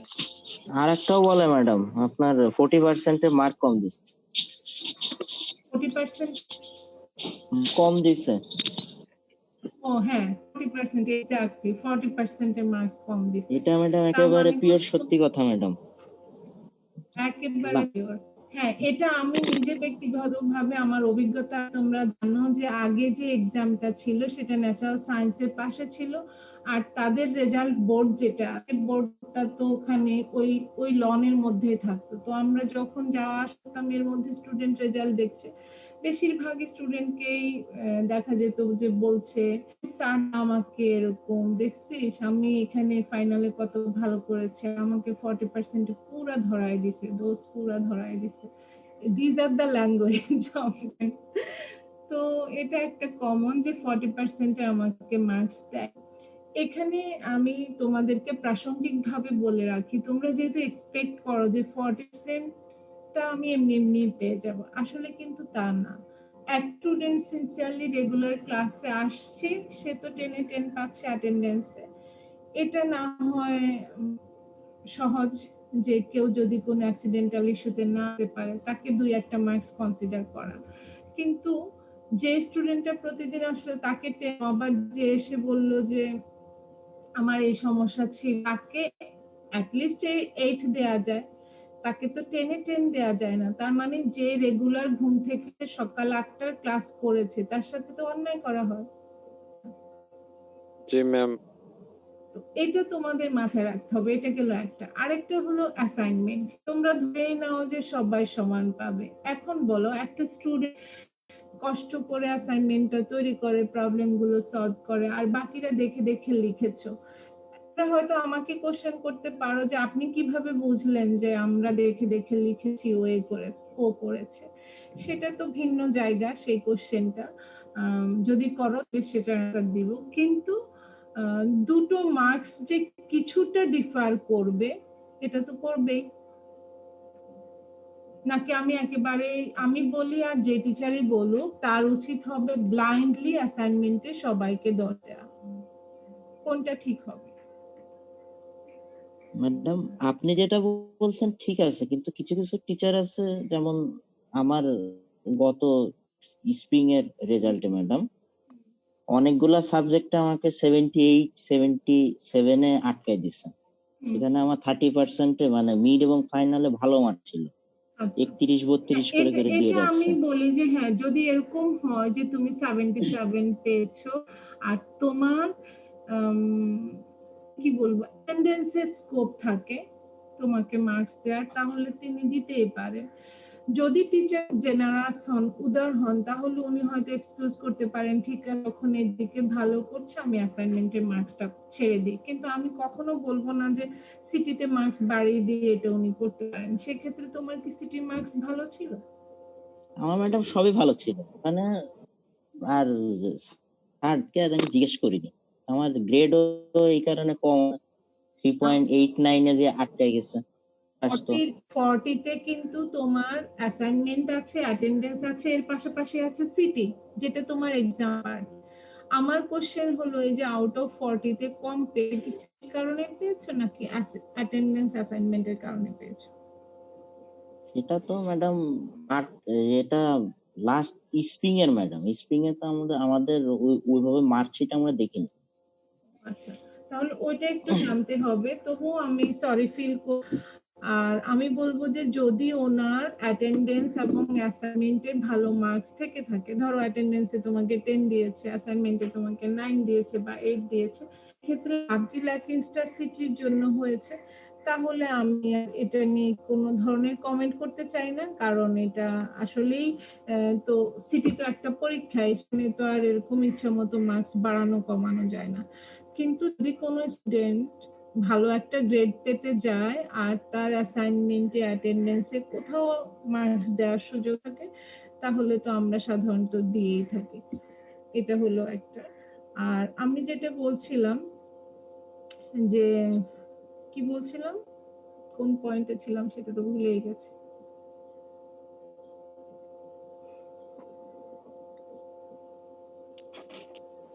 আচ্ছা, পয়েন্টটা ছিল আমরা আউট অফ 40 টাকে কিভাবে মেজার করে থাকি। তো সেখানে আমি অ্যাসাইনমেন্টের কথা বললাম যে অ্যাসাইনমেন্টটাকে এভাবে করে দেখা হয় যে যে সিনসিয়ারলি করেছে বা যে কপি করে জিনিসগুলো দেখা হয়। এখানে আকাশ যে কথাটা বললো তার অভিজ্ঞতার কথা যে এরকম এরকম হয়েছে, আমি আমাদের তোমাদেরকে বলি যখন স্টুডেন্টদেরকে স্কোপ দেয়া হয়, you just can't imagine যে how much insincere you are, তোমরা চিন্তাই করতে পারবে না। আমি যখন স্টুডেন্টকে বললাম যে ঠিক তোমাদেরকে কি যেন অফসেটে করতে হবে না, অ্যাসাইনমেন্ট মানে হচ্ছে আমি তোমার অ্যাসাইনমেন্ট দিকে তাকিয়ে আমার কাছে আমি সাথে সাথে বুঝতে পারবো। কিভাবে বুঝতে পারবো? এটা হচ্ছে যে যে কাজটা করবে তার কাছে এটা খুব নেই যে এটার ক্লারিফিকেশন অনেক ভাবে দেওয়ার, কিন্তু আমি অ্যাসাইনমেন্টটা দেখেই বুঝবো যে তোমার সিনসিয়ারিটি এখানে ছিল, আমি সেটা দেখেই তোমাকে মার্কিংটা করব। এখন আমি বলেছি যদি কারো সমস্যা থাকে তোমরা খাতায় করতে পারো, একটা খাতা কিনে নিবে আর উপরের পেজে জাস্ট একটা ফন্ট পেজকে লাগিয়ে দিবে, এটাকে কভার করে দিবে, দিয়ে ভেতরে তুমি রেগুলার ব্যাচ যে অঙ্কগুলো হোমওয়ার্ক দিচ্ছে সেই অঙ্কগুলো করবে।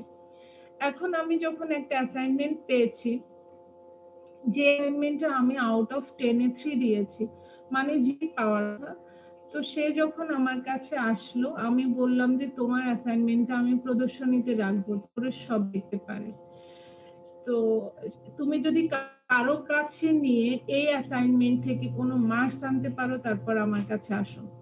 সে এত লজ্জা পেজের খাতা দেখে, কারণ সে আমাকে এত বাজে একটা রাফ খাতা যেখানে সে হয়তো ধরে নিয়েছে যে অ্যাসাইনমেন্ট কিছু একটা দিলেই টিচার দেখে নিবে, যেখানে না বোঝা যায় না কাটাকাটি, মানে জাস্ট একটা রাফ মিন্স রাফেরও রাফ, যেখানে মানে খাওয়া দাওয়া ঝোল টোলও লেগে আছে। তো সবকিছু মিলে তুমি আমাকে যা কি করেছো, ডিসরেসপেক্ট দেখিয়েছো, যে আপনার কিছু একটা দরকার, অ্যাজ ইফ যে আমি তোমার থেকে এই জিনিসটা চেয়েছি তুমি আমাকে দিয়ে ধন্য করেছো, যে আমি যে দিয়ে দিলাম নিয়ে নেন, এই টাইপের। সো দিস ইজ, এটা একেবারে অ্যাকসেপ্টেড না। তোমার 10টা মার্কস তুমি পাবে সহজে দেখে দেখে অঙ্ক করে, সেটা নিয়ে সিনসিয়ারিটি তো থাকা খুবই প্রয়োজন, যে অ্যাসাইনমেন্টটা টিচারকে প্রেজেন্ট করবে। তুমি তো আমাকে এরকম ডিসরেসপেক্ট দেখা তাকে বলে। একটা কথা, আমাদের তো 11টা থেকে আরেকটা ক্লাস আছে। হ্যাঁ, আমি এখনই দিচ্ছি, আমি দেখেছি এখনই টাইমটা 11টা বেজে গিয়েছে। মেজার অফ সেন্ট্রাল টেন্ডেন্সিতে এই যে 3টা টাইপ আছে, 3টা টাইপ কি, কেন 3টা করব, এটা আমরা নেক্সট ক্লাস থেকে করব, ঠিক আছে?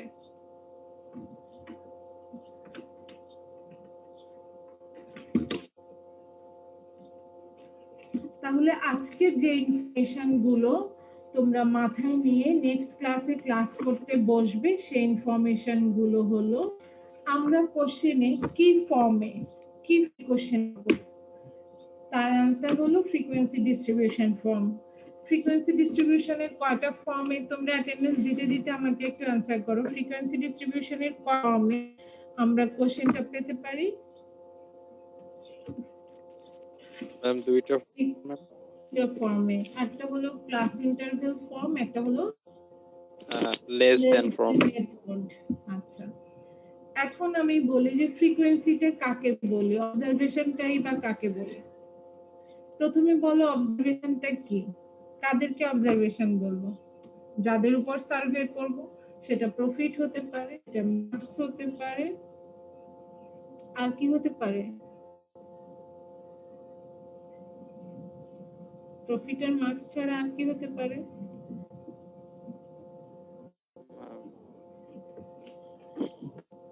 স্যালারি হতে পারে, হাইট হতে পারে, ওয়েট হতে পারে।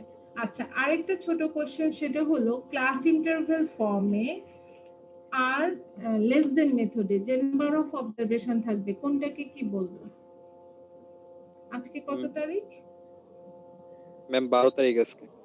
12 তারিখ।